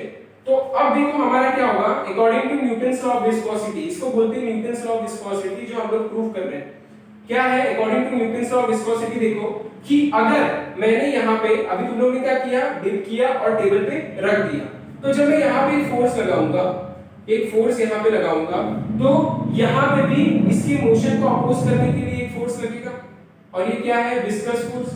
मैंने तुमको बताया विस्कस फोर्स क्या होता है, कि मोशन को अपोज करता है। इसके मोशन को कौन अपोज कर रहा है, ये वाला फोर्स, ये बाहर का है एक्सटर्नल फोर्स। कौन अपोज कर रहा है, विस्कस फोर्स, Fv बोल लो इसको, क्या बोलोगे, Fv क्या है, विस्कस फोर्स। तो तुम लोग ऐसा देखोगे कि पहले थोड़ा मैग्नीट्यूड का फोर्स लगाया, थोड़े मैग्नीट्यूड का इसको वेलोसिटी दिया, थोड़े मैग्नीट्यूड का फोर्स से क्या होगा, इसको एक वेलोसिटी मिला v। तो पहले थोड़े मैग्नीट्यूड का जब वेलोसिटी दिया तो इजीली चलाया, लेकिन जब ज्यादा मैग्नीट्यूड का वेलोसिटी दे रहा हूं तो उतने ही मैग्नीट्यूड का ये क्या लगा रहा है, विस्कस फोर्स लगा रहा है। समझ में आ रहा है? जब मैं फोर्स दे रहा हूं, उसको खींच रहा हूं ताकि वो मूव हो, तो उतने ही मैग्नीट्यूड का ये विस्कस फोर्स बढ़ाते जा रहा है। मैंने बताया था ये क्या होता है, सेल्फ जनरेटिंग, सेल्फ रेप्लिकेटिंग। इसका मतलब क्या है कि जितना ज्यादा फोर्स लगाओगे उतने ज्यादा ये अपोजिट फोर्स लगाएगा। फ्रिक्शन क्या होता है, जितना आप ज्यादा फोर्स लगाओगे उतना ज्यादा फ्रिक्शन फोर्स आएगा। समझ में आ रहा है? एक ऐसे मोमेंट तक आएगा। फ्रिक्शन फोर्स क्या होता है, स्टैटिक फ्रिक्शन में हम लोग क्या पढ़ते थे कि अगर बॉक्स रखा हुआ है तो इनिशियली अगर फोर्स दूं, तो मूव नहीं करेगा, क्योंकि उससे कम मैग्नीट्यूड का हम फोर्स लगा रहे हैं फ्रिक्शन से। जब फ्रिक्शन फोर्स से ज्यादा मैग्नीट्यूड का फोर्स दूंगा तभी तो वो जाएगा। समझ में आ रहा है? तो मैं बोल रहा हूं कि जो मेरा एक्सटर्नल फोर्स है, जब इससे ज्यादा करूंगा तभी तो वेलोसिटी से मूव कर पाएगा। जब ये दो एक दूसरे को कैंसिल करेंगे तभी तो v से आगे जा पाएगा। तो इसका मतलब जैसे जैसे मैं वेलोसिटी बढ़ा रहा हूं, मतलब जैसे जैसे मैं फोर्स बढ़ा रहा हूं, तो विस्कस फोर्स भी क्या हो रहा है, बढ़ रहा है। तो इससे क्या आता है, पहला कि force is proportional to -v। Force is proportional to -v का मतलब नेगेटिव साइन क्यों लिया, क्योंकि विस्कस फोर्स का डायरेक्शन क्या है, अपोजिट। वेलोसिटी का डायरेक्शन इधर है, विस्कस फोर्स का डायरेक्शन किधर, इधर।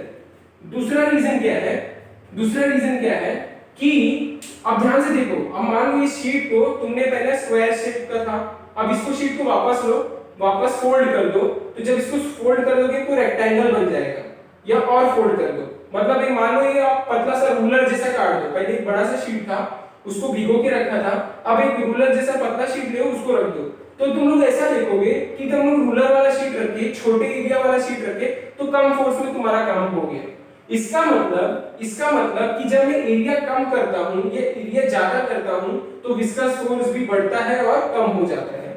इससे मतलब viscous force is also proportional to area. समझ में आया? इधर क्या है? वेलोसिटी v, तो विस्कस फोर्स इज पहले proportional to velocity, also viscous force is proportional to area. तीसरा पॉइंट क्या है कि viscous force is inversely proportional to distance. अब ये कैसे समझोगे? ध्यान से देखो, एक तो मैं यहां से रीजन बता सकता हूं जो मैंने पहले भी बताया था, ध्यान से देखो कि अगर ये वेलोसिटी है, ये है, ये है, ये अगर v है, v प्लस dv है, और ये v माइनस dv है, तो ध्यान से देखो मैंने क्या बोला कि अगर ये डिस्टेंस x है और ये डिस्टेंस क्या है? x प्लस dx है, यही बोला ना। तो जैसे आपने डेल्टा x का चेंज लाया तो वेलोसिटी में डेल्टा v का चेंज आया, तो वो जो चेंज क्या है? बड़ा है कि घटा है? बड़ा है, मतलब जैसे जैसे मैं डिस्टेंस बढ़ाता हूं वेलोसिटी बढ़ता है। वेलोसिटी क्यों बढ़ रहा है? क्योंकि फोर्स का मैग्नीट्यूड कम होते जा रहा है। अब ये कैसे समझोगे? ध्यान से देखो, यही वाला। अब फोर्स के हिसाब से समझ लो, फोर्स के हिसाब से कैसे समझोगे कि अगर ये मेरा सरफेस है, अगर ये मेरा सरफेस है, तो यहाँ पे ये वाला जो लेयर है उसकी वेलोसिटी 0 है, उसकी वेलोसिटी 0 है, इसका मतलब यहाँ पे जो विस्कस फोर्स लग रहा है, वो ज्यादा मैग्नीट्यूड का फोर्स लग रहा है जो इसको मूव नहीं होने दे रहा है, इसीलिए इसकी वेलोसिटी कम है। लेकिन जैसे जैसे डिस्टेंस बढ़ रहा है, जैसे जैसे ऊपर जा रहा है, उसकी वेलोसिटी क्या हो रही है? बढ़ती जा रही है। इसका मतलब उसकी वेलोसिटी बढ़ती जा रही है, इसका मतलब मैग्नीट्यूड ऑफ विस्कस फोर्स क्या होते जा रहा है? कम होते जा रहा है। समझ में आया? विस्कस फोर्स का मैग्नीट्यूड कम हो रहा है, तभी तो ये आसानी से मूव कर पा रहा है ज्यादा वेलोसिटी से, नहीं तो ये भी तो मूव कर सकता था ना, लेकिन ये मूव क्यों नहीं किया? क्योंकि यहाँ पे विस्कस फोर्स का मैग्नीट्यूड ज्यादा और यहाँ पे विस्कस फोर्स का magnitude come. That means with increase in distance magnitude of viscous force decreases. तो जैसे जैसे डिस्टेंस बढ़ाओगे वैसे वैसे ये कम होते जाएगा। समझ में आया? तो ये अब यहाँ से क्या मिलता है? From 1 2 and 3 we can say, from 1 2 and 3 हम लोग क्या बोल सकते हैं? Force is proportional to minus v, is proportional to area and is inversely proportional to x। यही बोल सकते हो, यही दिख रहा है। समझ में आया? यही दिख रहा है। तो अब यहाँ से प्रोपोर्शनलिटी कांस्टेंट लगाओ, इसको हटाओ तो इसका प्रोपोर्शनलिटी कांस्टेंट ईटा आता है। इसको क्या बोलते हैं? Eta minus eta a v by x। समझा? ये माइनस साइन समझ रहे हैं ना, वेलोसिटी का क्यों आया माइनस साइन? इसको क्या बोलते हैं? ईटा। इसको बोलते हैं ईटा। क्या बोलते हैं? ईटा। अब तुम लोग ध्यान से देखो, ये जो आया क्या है? इधर लिख रहा हूं, इसको इधर लिख रहा हूं, इधर देखो यहाँ पे लिख रहा हूं f is equal to minus eta a v by x। इस v बाय x को हम लोग क्या लिख सकते हैं पता है? Minus eta a dv by dx लिख सकते हैं। देखो dv बाय dx अभी बताया था, dv बाय dx क्या होता है? dv बाय dx क्या होता है? dv बाय dx होता है वेलोसिटी ग्रेडियंट। अभी बताया कि वेलोसिटी ग्रेडियंट रहता है तभी विस्कस फोर्स आता है। ठीक है, तो ये तुम्हारा हो गया विस्कोसिटी। क्यों विस्कोसिटी का फॉर्मूला समझ में आया तुम लोग को, और विस्कस फोर्स का कैसे कैसे प्रॉपर्टी समझ में आया। ये तुम्हारा क्या है? विस्कोसिटी। लिख लो।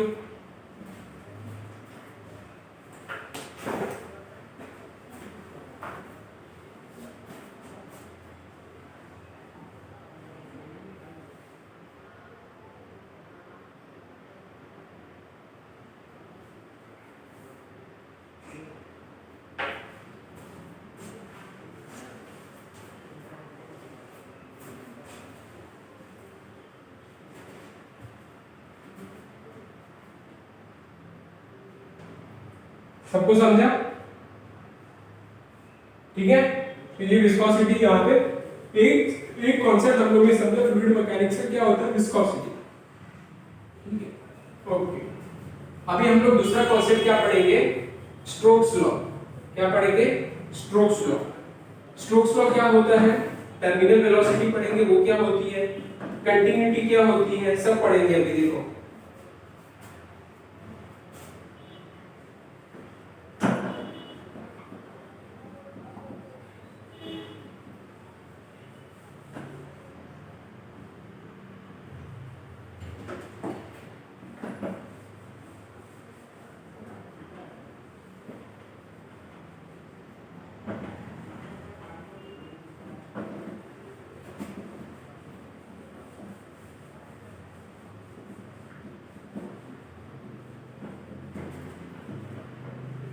ओके, सबको इतना समझा? अभी हम क्या पढ़ने जा रहे हैं? दूसरा टॉपिक क्या पढ़ने जा रहे हैं?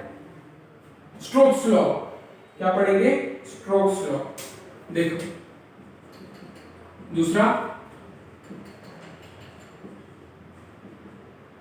Stokes law. अभी लॉ जो है बहुत ही इंपॉर्टेंट है तुम्हारे चैप्टर, तुम्हारा टॉपिक जो है स्टोक्स लॉ बहुत ज्यादा इंपॉर्टेंट क्यों है? क्योंकि ये सिर्फ एक शेप से तुमको दिया हुआ है, मतलब एक्चुअली में सिर्फ तुम्हारे टॉपिक तुम्हारे सिलेबस में सिर्फ स्फीयर कंसीडर किया, और लेकिन बाकी सारे भी अलग अलग शेप्स में डिटरमाइन किए जाते हैं। लेकिन अगर तुमको वो करना आ गया तो तुम पीएचडी समझ लो कर लियो, क्योंकि वो जो होता है ना वो सॉल्व करना आसान नहीं होता। तो हम लोग एक ही टॉपिक पे मतलब स्टिक रहेंगे, क्या? स्फीयर वाला, कि स्फीयर पे कैसा स्टोक्स लॉ लग रहा है। अब स्टोक्स लॉ समझो, स्टोक्स लॉ होता क्या है, स्टोक्स लॉ क्या बोलता है, उसका स्टेटमेंट नहीं लिखूंगा, डेफिनेशन या स्टेटमेंट बाद में लिखूंगा, पहले कॉन्सेप्ट समझो कि क्या होता है स्टोक्स लॉ। ठीक है, देखो स्टोक्स लॉ क्या होता है कि एक बीकर दिया हुआ है, ठीक है, एक बीकर में, अगर एक बीकर में या बीकर मत लो, क्योंकि नॉर्मली अगर तुम लोग इसका डेफिनेशन देखोगे ना तो बीकर से रिलेटेड नहीं है कि बीकर में ही रखा हो। ऐसा मान लो कि ऑयल है, पूरा ऑयल का लेयर है, पूरा क्या है? ऑयल का लेयर है, और ये इनफाइनाइट लेयर है। कैसा लेयर है? इनफाइनाइट, सब जगह से कैसा है? इनफाइनाइट ऑयल है। कैसा लेयर है? इनफाइनाइट ऑयल का लेयर है, बहुत सारा लेयर मतलब ऑयल। अब इनफाइनाइट ऑयल अगर पड़ा हुआ है, उसमें मैं एक मेटालिक स्फीयर डालता हूं या स्फीयर डालता हूं, ठीक है।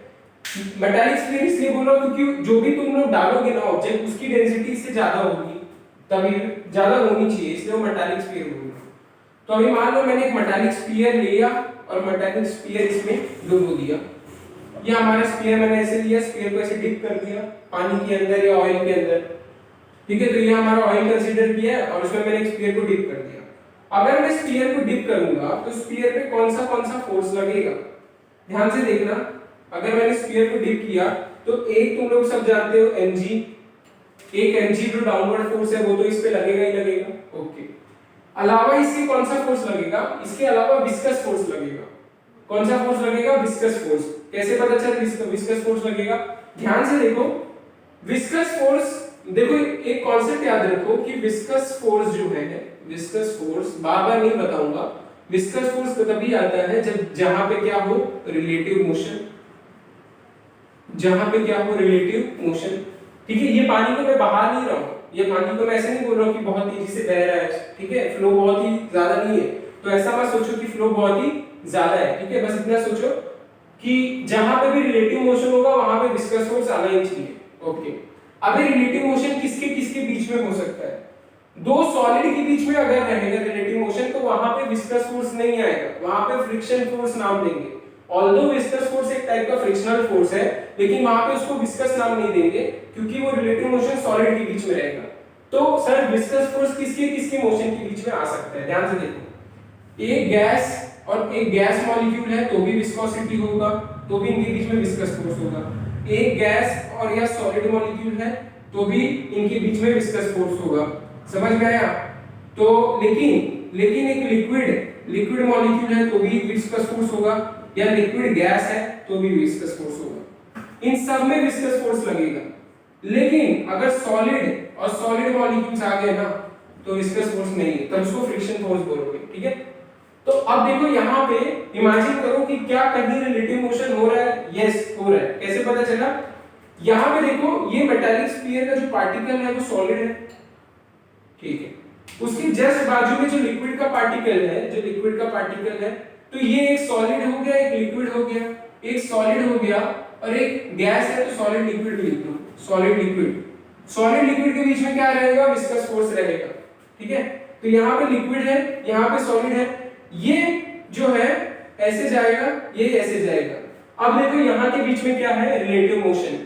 तो जहां जहां रिलेटिव मोशन है वहां पे क्या आ गया? विस्कस फोर्स लग जाएगा, समझ में आ रहा है ना? तो रिलेटिव मोशन मैंने बता दिया कि यहाँ पे कैसे रिलेटिव मोशन हो रहा है। तो रिलेटिव मोशन की वजह से किसके मोशन को अपोज करना है? इसके मोशन को। कहां पे जा रहा है? नीचे, तो अपोजिट कौन सा फोर्स लगेगा? विस्कस। अब देखो इस पॉइंट पे भी विस्कस फोर्स लगेगा, इसको एफ बी बोलो, और इस पॉइंट को भी विस्कस फोर्स लगेगा, तो ये दो पॉइंट पे विस्कस फोर्स लगेगा, लेकिन इसका रिजल्टेंट क्या होगा इधर, एफ नेट इसको बोल सकते हो, एफ बी नेट। तो नेट विस्कस फोर्स कहां लग रहा है, ऊपर के डायरेक्शन में लग रहा है, ठीक है। अभी विस्कस फोर्स का मैग्नीट्यूड जो तुम्हारे टेक्स्ट बुक में दिया है वो है 6 पाई ईटा आरवी, क्या बोलते हैं इसको, 6 पाई ईटा आरवी। अब यहां से क्या पता चलता है कि एफ बी जो है हमारा viscous force, it is proportional to R, ये पहला, F B is also proportional to velocity and F B is also proportional to eta. मतलब ये तीन चीज से प्रोपोर्शनल है हमारा ये विस्कस फोर्स। तो स्टोक्स लॉ क्या बोलता है, स्टोक्स लॉ बोलता है कि व्हेन अ सॉलिड स्फीयर, देखो वर्ड मैंने यूज किया सॉलिड स्फीयर क्योंकि शेप इंपॉर्टेंट है, सॉलिड के अलावा कुछ नहीं चलेगा, ठीक है। तो when a solid sphere is drop inside a viscous liquid, ठीक है, ठीक है, there is an upward force, there is an upward viscous force which is generated by the liquid in order to oppose the motion of the solid. That upward viscous force, उसका formula क्या दिया है, 6 पाई beta RB, ठीक है, यही है Stokes law. अब इसका डेफिनेशन देखो मैं कैसे लिखता हूं, इतना समझा, कॉन्सेप्ट सबको समझ में आया कि क्या होता है स्टोक्स लॉ। स्टोक्स लॉ किसके लिए वैलिड है, सॉलिड स्फीयर के लिए ही वैलिड है, बाकी किसी के लिए वैलिड नहीं। तो स्टोक्स लॉ क्या बोलता है,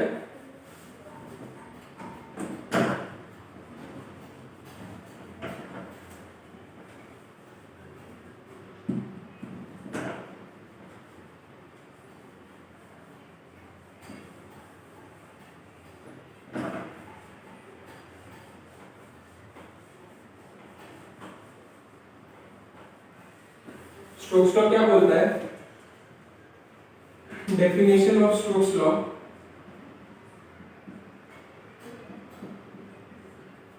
when a solid sphere is dipped inside a viscous liquid, there is generation of upward force या नेट फोर्स बोल सकते हो, in order to oppose the relative motion, obviously relative motion को oppose करने के लिए वो फोर्स लग रहा है, in order to oppose the relative motion there is generation of upward force such that it is अब क्या, पहला it is proportional to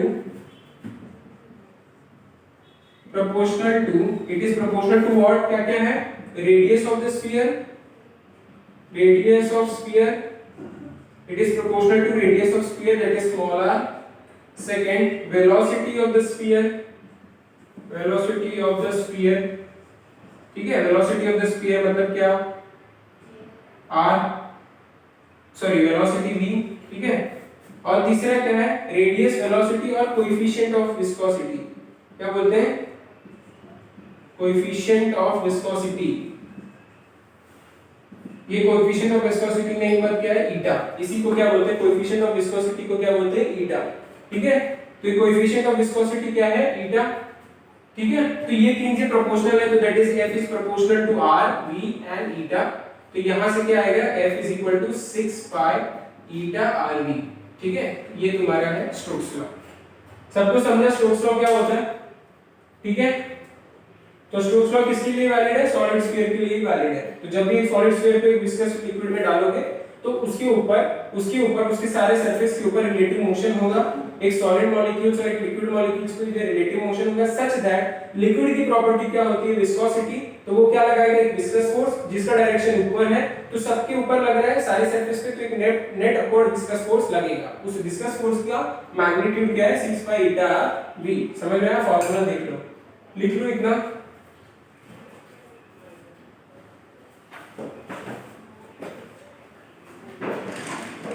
ये दूसरा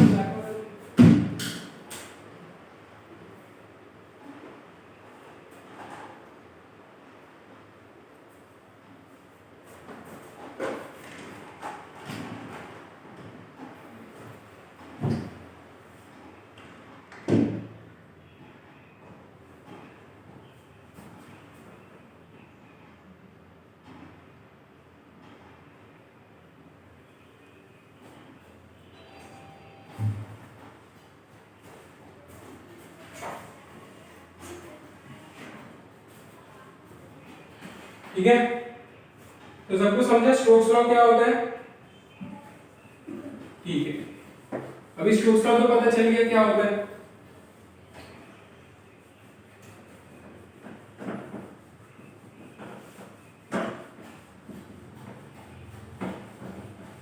अभी हम लोग क्या पढ़ेंगे? मैंने क्या बोला, स्टोक्स लॉ के बाद क्या पढ़ने वाले? Terminal velocity. क्या पढ़ने वाले? टर्मिनल वेलोसिटी, जिसको बोलते हैं vt। टर्मिनल वेलोसिटी क्या होती है? बहुत इंपॉर्टेंट कॉन्सेप्ट है। इतना समझ लो कि अगर टर्मिनल वेलोसिटी नहीं होता, अगर टर्मिनल वेलोसिटी नहीं होता तो जो वाटर के ड्रॉप्स आते हैं ना ऊपर से, इतने 1000 किलोमीटर से जो वाटर के ड्रॉप्स ऊपर से आते हैं, वो अगर तुम्हारे ऊपर गिरते तो तुम बर्स्ट हो गए होते, तुम ऐसे ब्लास्ट हो गए होते। मतलब उसकी वेलोसिटी जो रहती, अगर टर्मिनल वेलोसिटी का कांसेप्ट नहीं रहता तो वो इतने स्पीड से आते, इतने स्पीड से आते हैं, तो क्या होता है तुम्हारे ऊपर जैसे गिरते तो तुम फूट जाते, उनका स्पीड बहुत ज्यादा होता। तो मतलब ये कुछ इंपॉर्टेंट प्रॉपर्टी है जो यूनिवर्सल प्रॉपर्टी है, उसको पढ़ना पड़ेगा। क्या है ये वेलोसिटी, टर्मिनल वेलोसिटी क्या होती है? ध्यान से देखो, मान लो एक बीकर है, ये बीकर में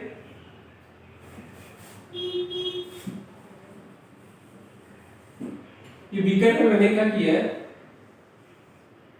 ये बीकर में मैंने वापस से क्या डाला, स्फीयर डाल दिया, स्फीयर डाल दिया पानी के अंदर। ये सारा क्या है? वाटर, समझ लो। ठीक है, तो स्फीयर को डाल दिया पानी के अंदर, तो तुम लोगों ने देखा कि अभी स्फीयर पे क्या लग रहा था? mg। ठीक है, ये mg तो लग ही रहा था, और इसके बाद स्टोक्स लॉ पढ़ लिया। स्टोक्स लॉ क्या बोलता है? स्फीयर को डाला है तो यहाँ पे एक विस्कस फोर्स लगेगा, यहाँ पे एक विस्कस फोर्स लगेगा, और नेट फोर्स का होगा विस्कस फोर्स का यहाँ पे होगा। स्टोक्स लॉ से ये भी तुमको पता चल गया। ठीक है, तो अभी 2 मिनट, मैं इसको 2 मिनट के लिए मिटा रहा हूँ, नेट फोर्स ही दिखा रहा हूँ। ठीक है, तो इसको बोल सकते हो FV नेट। तो तुमको ये दो फोर्स तो पता है सर, हमको ये दो फोर्स तो पता है कि एक विस्कस फोर्स होता है जो ऊपर लगता है, और एक mg होता है जो नीचे लगता है। ठीक है, एक और फोर्स है जिसको बोलते हैं अपथ्रस्ट। क्या बोलते हैं? अपथ्रस्ट। अभी अपथ्रस्ट क्या होता है? पहले ये इसमें फोर्स लगाने से पहले मैं तुमको पहले सिखा देता हूँ अपथ्रस्ट क्या होता है। तुम्हारे सिलेबस में अपथ्रस्ट हटा गया, क्यों हटा है कोई आइडिया नहीं है।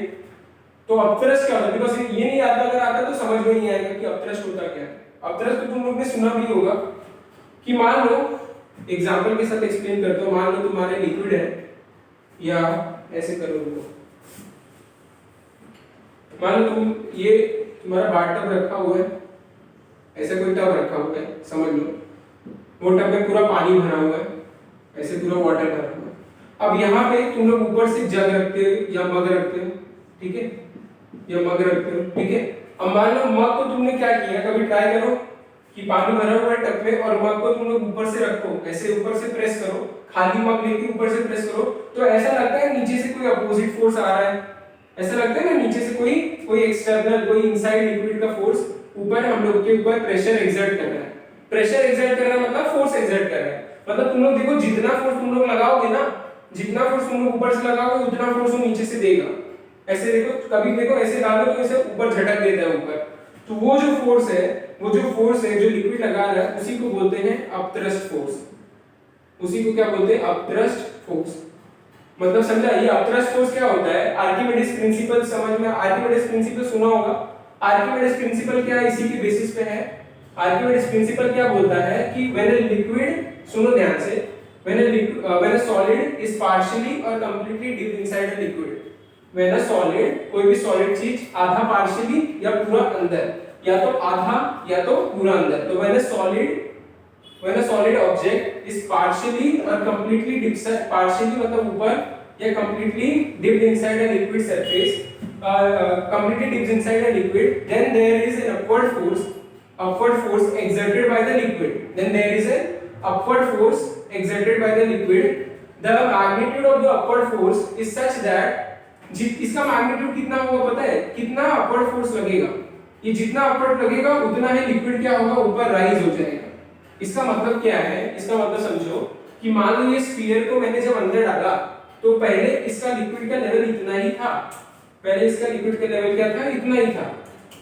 लेकिन जैसे ही ये पूरा स्फीयर अंदर गया ना तो ये लिक्विड के लेवल पे राइज हो जाता है, राइज ऑफ द लिक्विड। अब लिक्विड का लेवल ये हो गया, तो there is this rise in the liquid. इसका जो वेट होगा ना, इसका जो वेट होगा वो किसके इक्वल होगा, इस स्फीयर के वेट के इक्वल होगा। क्योंकि क्या हो रहा है, देखो तुम लोग स्फीयर का या तो वेट बोलो या तो वॉल्यूम बोलो, दोनों चलेगा। स्फीयर के वॉल्यूम के जितना वॉल्यूम जो है, स्फीयर का एक वॉल्यूम है, उतने वॉल्यूम का चीज तुम लोग पानी के अंदर डाल रहे हो, तो जो वाटर का राइज होगा वो उतने ही वॉल्यूम से राइज होगा। जितना पानी का राइज होगा उतने ही वॉल्यूम का, जितने वॉल्यूम का पानी का राइज होगा उतने ही वॉल्यूम का स्फीयर तुम लोग ने अंदर डाला है। या तो ऐसे बोलो या तो ऐसे बोलो कि जो वेट है लिक्विड का, जितना राइज हुआ और जो स्फीयर का वेट है वो भी क्या है, सेम। ठीक है, तो आर्किमिडीज ऐसा बोलते हैं कि अगर कोई लिक्विड पार्शियली और कंप्लीटली इनसाइड डिप है तो there is rise in the water level such that there is rise in the water level such that the weight of the rise liquid, जितना लिक्विड राइज हुआ उसका जो wait है या उसका वॉल्यूम है किसके इक्वल होगा, जो ऑब्जेक्ट आपने डाला हुआ है। समझ में आया? ये होता है आर्किमिडीज प्रिंसिपल। तो तुमको जस्ट बता दिया मैं आर्किमिडीज प्रिंसिपल क्या होता है और अपथ्रस्ट क्या होता है। तो अभी देखो मैं फोर्स लगा रहा हूं, अभी सिंस लिक्विड कंप्लीटली, ये सॉलिड क्या है, कंप्लीटली डिप्ड है अंदर, तो यहां पे एक अपवर्ड फोर्स लगेगा ऐसे, जो कि क्या है, अपथ्रस्ट। तो इसको बोल दो Fu। क्या बोल दो, अपथ्रस्ट Fu। ठीक है, अब ये जो अपथ्रस्ट है, मैंने क्या बोला कि ये जो फोर्स है, ये जो फोर्स तुम लोग लगा रहे हो, ये जो अपवर्ड फोर्स लिक्विड लगा रहे हैं, ये लिक्विड किसके लिए लगा रहा है, ये अंदर आ रहा है, इसके लिए ये अपोजिट फोर्स लगा रहा है, अपवर्ड। ठीक है, अब इसका मैग्नीट्यूड क्या होता है पता है, इसका मैग्नीट्यूड क्या होगा, mg क्या है, वेट ऑफ द लिक्विड जितना राइज होगा। समझ में आ रहा है?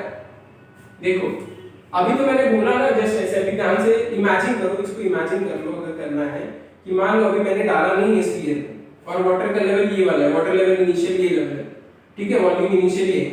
जैसे बात दूसरे में मैंने क्या किया, स्फीयर कंप्लीटली डिप हो गया, अब लिक्विड का लेवल जो है वो फाइनली यहां पे पहुंचेगा, v फाइनली यहां पे हो गया, तो v इनिशियल से v फाइनल का, तो ये इतने का वाटर का जो वेट है, वाटर का जो वेट है, ठीक है, वाटर का जो वेट है उतने ही वेट का ये स्फीयर होगा।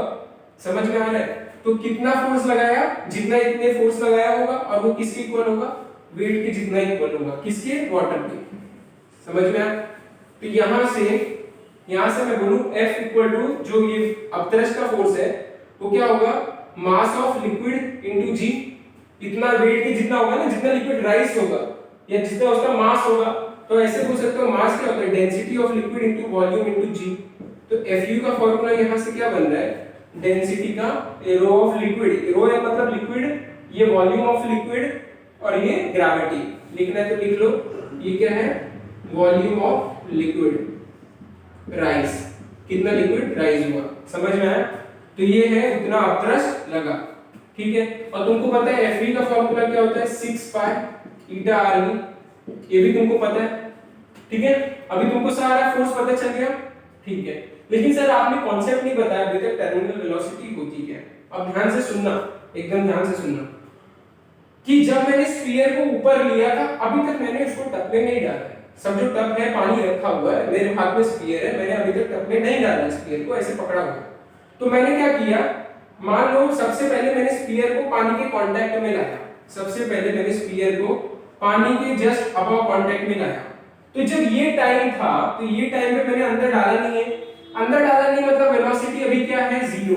इस टाइम Fv का जो वेलोसिटी फैक्टर है वो क्या है, 0। अभी तक Fv एक्ट नहीं किया, ठीक है। लेकिन लिक्विड जैसे ही पार्शियली अंदर जाएगा, लिक्विड जैसे ही, या सॉरी ये स्फीयर जैसे ही पार्शियली अंदर जाएगा, जैसे ही पार्शियली अंदर गया या फुली अंदर गया, पार्शियली अंदर गया या फुली अंदर गया, उसके ऊपर क्या लगने लगा, अपथ्रस्ट लगने लगा। आर्किमिडीज प्रिंसिपल कि जब भी आप लिक्विड को पार्शियली डालो या फुली डालो उसके ऊपर एक अपथ्रस्ट लगता है। ठीक है, हमने देख लिया। लेकिन ये जो अपथ्रस्ट होगा ना, इसका फार्मूला क्या है, देखो m into l into g, जो हम लोग ने क्या लिखा, rho l into v into g। अब ध्यान से सुनो, वॉल्यूम ऑफ लिक्विड तो कभी चेंज नहीं होगा। वॉल्यूम ऑफ लिक्विड जब पूरी तरह से कंप्लीटली डिप है, वो वाला सिचुएशन जब कंप्लीटली डिप है, ये वाला सिचुएशन, ये वाला सिचुएशन देखो, ये वाला सिचुएशन जब पूरा स्फीयर कंप्लीटली डिप है, तो जितना राइज होना हो गया वो राइज हो गया होगा ना। जो राइज ऑफ लिक्विड है वो क्या है, फिक्स, जितना राइज होना है वो हो गया, तो राइज तो हो गया फिक्स, ग्रेविटी भी फिक्स और डेंसिटी लिक्विड भी फिक्स। पानी का लिक्विड या कोई भी ऑयल का लिक्विड क्या है, फिक्स। तो जब फिक्स है तो मैं बोलूं Fu भी तो क्या है, फिक्स है, फिक्स्ड फोर्स है। ये क्या है, फिक्स्ड फोर्स, मतलब ये तो लगने ही वाला है जब एक बार पानी के अंदर चला गया, ठीक है। तो मैं ऐसा बोलूं कि अभी अगर स्फीयर पानी के अंदर है तो उस पे जो Fu का फोर्स लग रहा है वो फिक्स है, ठीक है।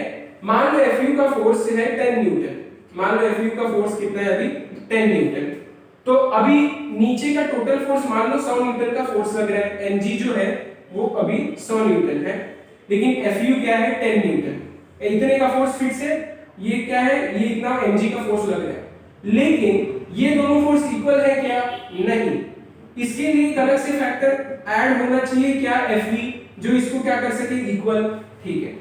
अब जब लिक्विड सरफेस पे था, जब मैंने थोड़ा सा डिप किया था, तब तो वेलोसिटी चालू होगी बढ़ना, जब मैंने लिक्विड को मेरे सॉलिड स्फीयर को जब मैंने लिक्विड के थोड़ा सा कांटेक्ट में लाया तो उसके ऊपर अपतरस लगने लगा, लेकिन अभी भी वेलोसिटी क्या है, 0, ठीक है। फिर धीरे धीरे जैसे मैं इसको नीचे डालूंगा, नीचे जैसे डिप करूंगा या छोड़ दूंगा, तो वो एक्सेलरेट होके नीचे जाएगा, तो जो एक्सेलरेट होके नीचे जाएगा उस टाइम इसकी वेलोसिटी क्या होगी, बढ़ते जाएगी, बढ़ते जाएगी, एक्सेलरेशन आया ना, एक्सेलरेशन आया का मतलब क्या हो गया, उसकी वेलोसिटी बढ़ रही है, बढ़ रही है, बढ़ रही है।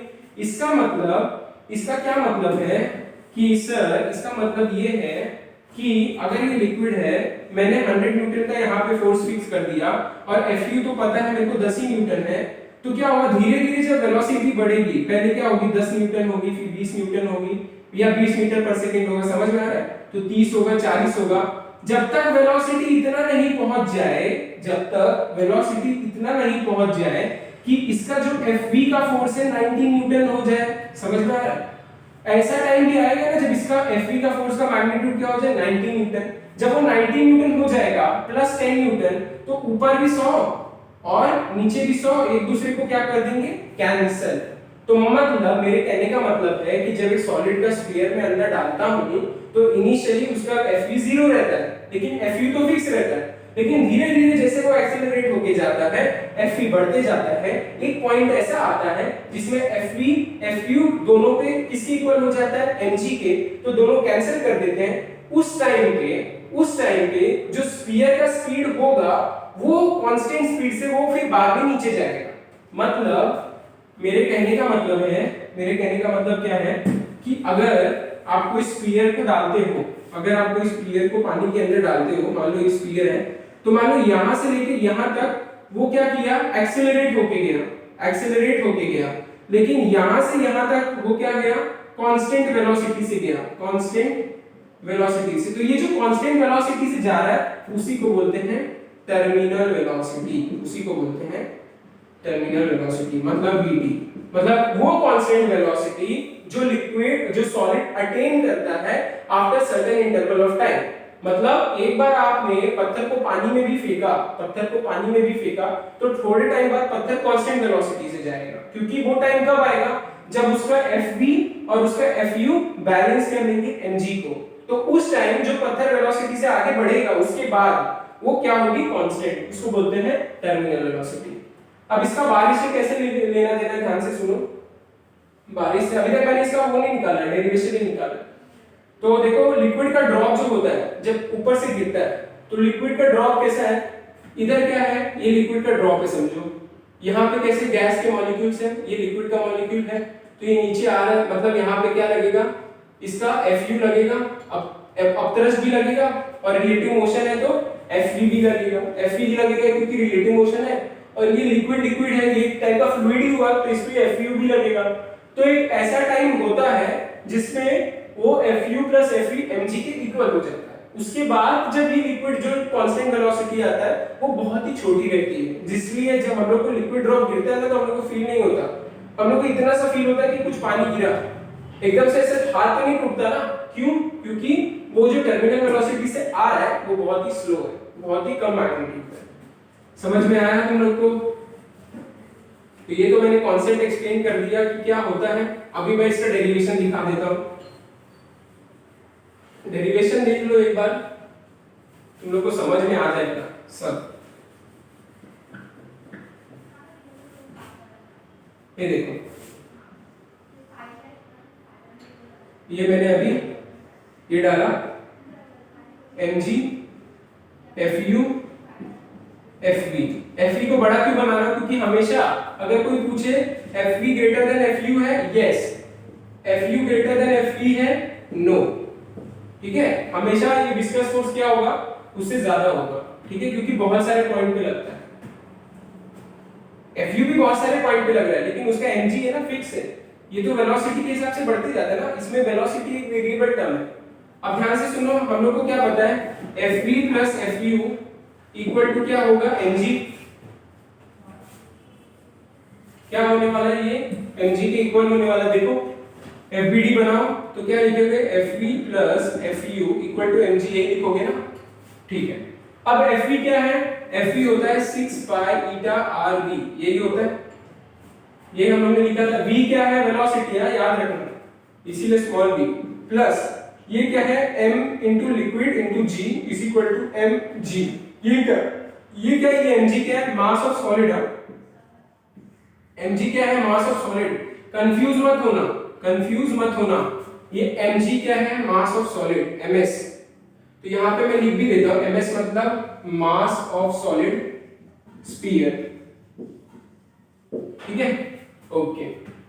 और mm मतलब क्या होता है, मास ऑफ लिक्विड। तो अभी देखो 6 pi eta Rv plus mass of liquid, mass of liquid को density of liquid volume into g लिख सकते हो, और यहां से density of solid volume into g लिख सकते हो। सबको समझा एक बार, ठीक है। अब यहां पे देखो 6 pi eta Rv plus density. अब ध्यान से देखो, मैंने दोनों वॉल्यूम को अलग-अलग क्यों नहीं लिखा, उसका भी एक रीजन है। मैंने पहले भी बताया था कि जितना अपत्रस लगेगा, जितना वॉल्यूम राइज होगा लिक्विड का, ये राइज वाला है, जितना वॉल्यूम राइज होगा वो किसके वॉल्यूम इक्वल होगा, स्फीयर के वॉल्यूम के।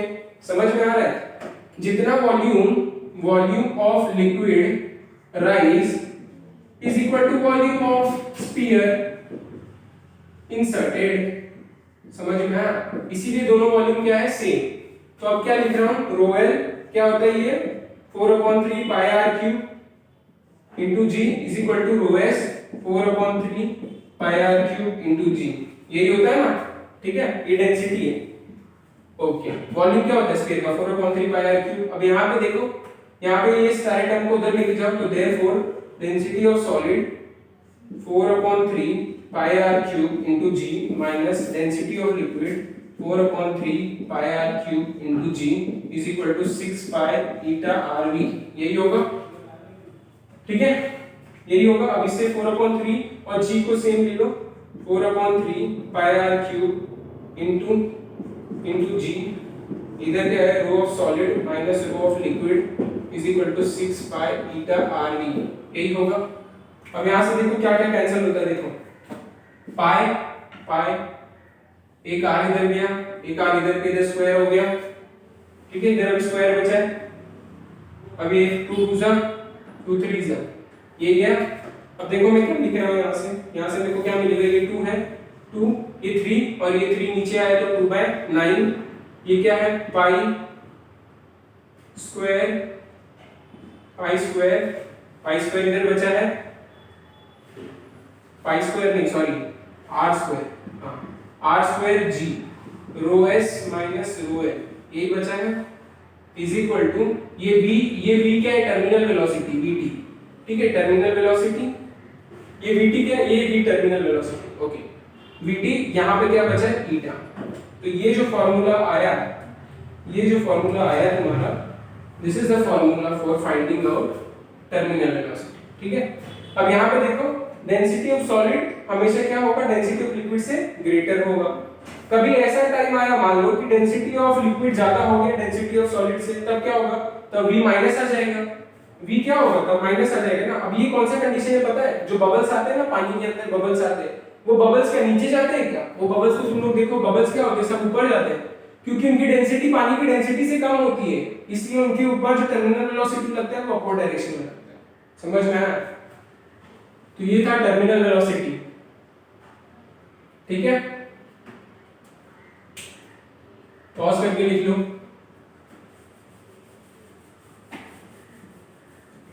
तो हम लोग ने स्टोक्स लॉ पढ़ा, टर्मिनल वेलोसिटी पढ़ा। अभी हम पढ़ेंगे एग्जैक्ट फ्लूइड मैकेनिक्स के अंदर जाएंगे, क्या होता है स्ट्रीमलाइन फ्लो, क्या होता है टर्ब्यूलेंट फ्लो, ठीक है, क्या होता है रेनॉल्ड्स नंबर, क्या होता है इक्वेशन ऑफ कंटिन्यूटी, बहुत सारे टॉपिक है हम लोग पढ़ेंगे। ठीक है, तो अभी हम लोग टॉपिक देखेंगे, डेफिनेशन ही है, स्ट्रीमलाइन फ्लो क्या होता है, टर्मिनल फ्लो क्या होता है, ठीक है, फ्लो ऑफ ट्यूब क्या होता है।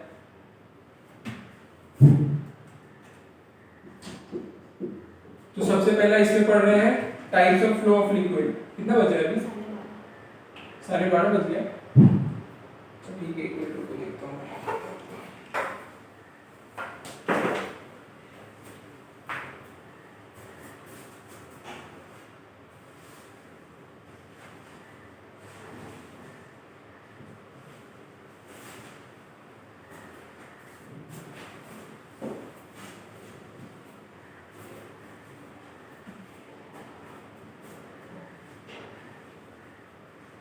अच्छा, हम लोग एक काम करेंगे, हम लोग ये वाला जो टॉपिक है streamline flow, types of flow, ये जो है ये सर नेक्स्ट लेक्चर में पढ़ेंगे, देखेंगे फिर क्या होता है। अभी देखो तुम्हारा 3 चीज बाकी है, टाइप्स ऑफ फ्लो, कंटिन्यूटी और बर्नौलीज इक्वेशन।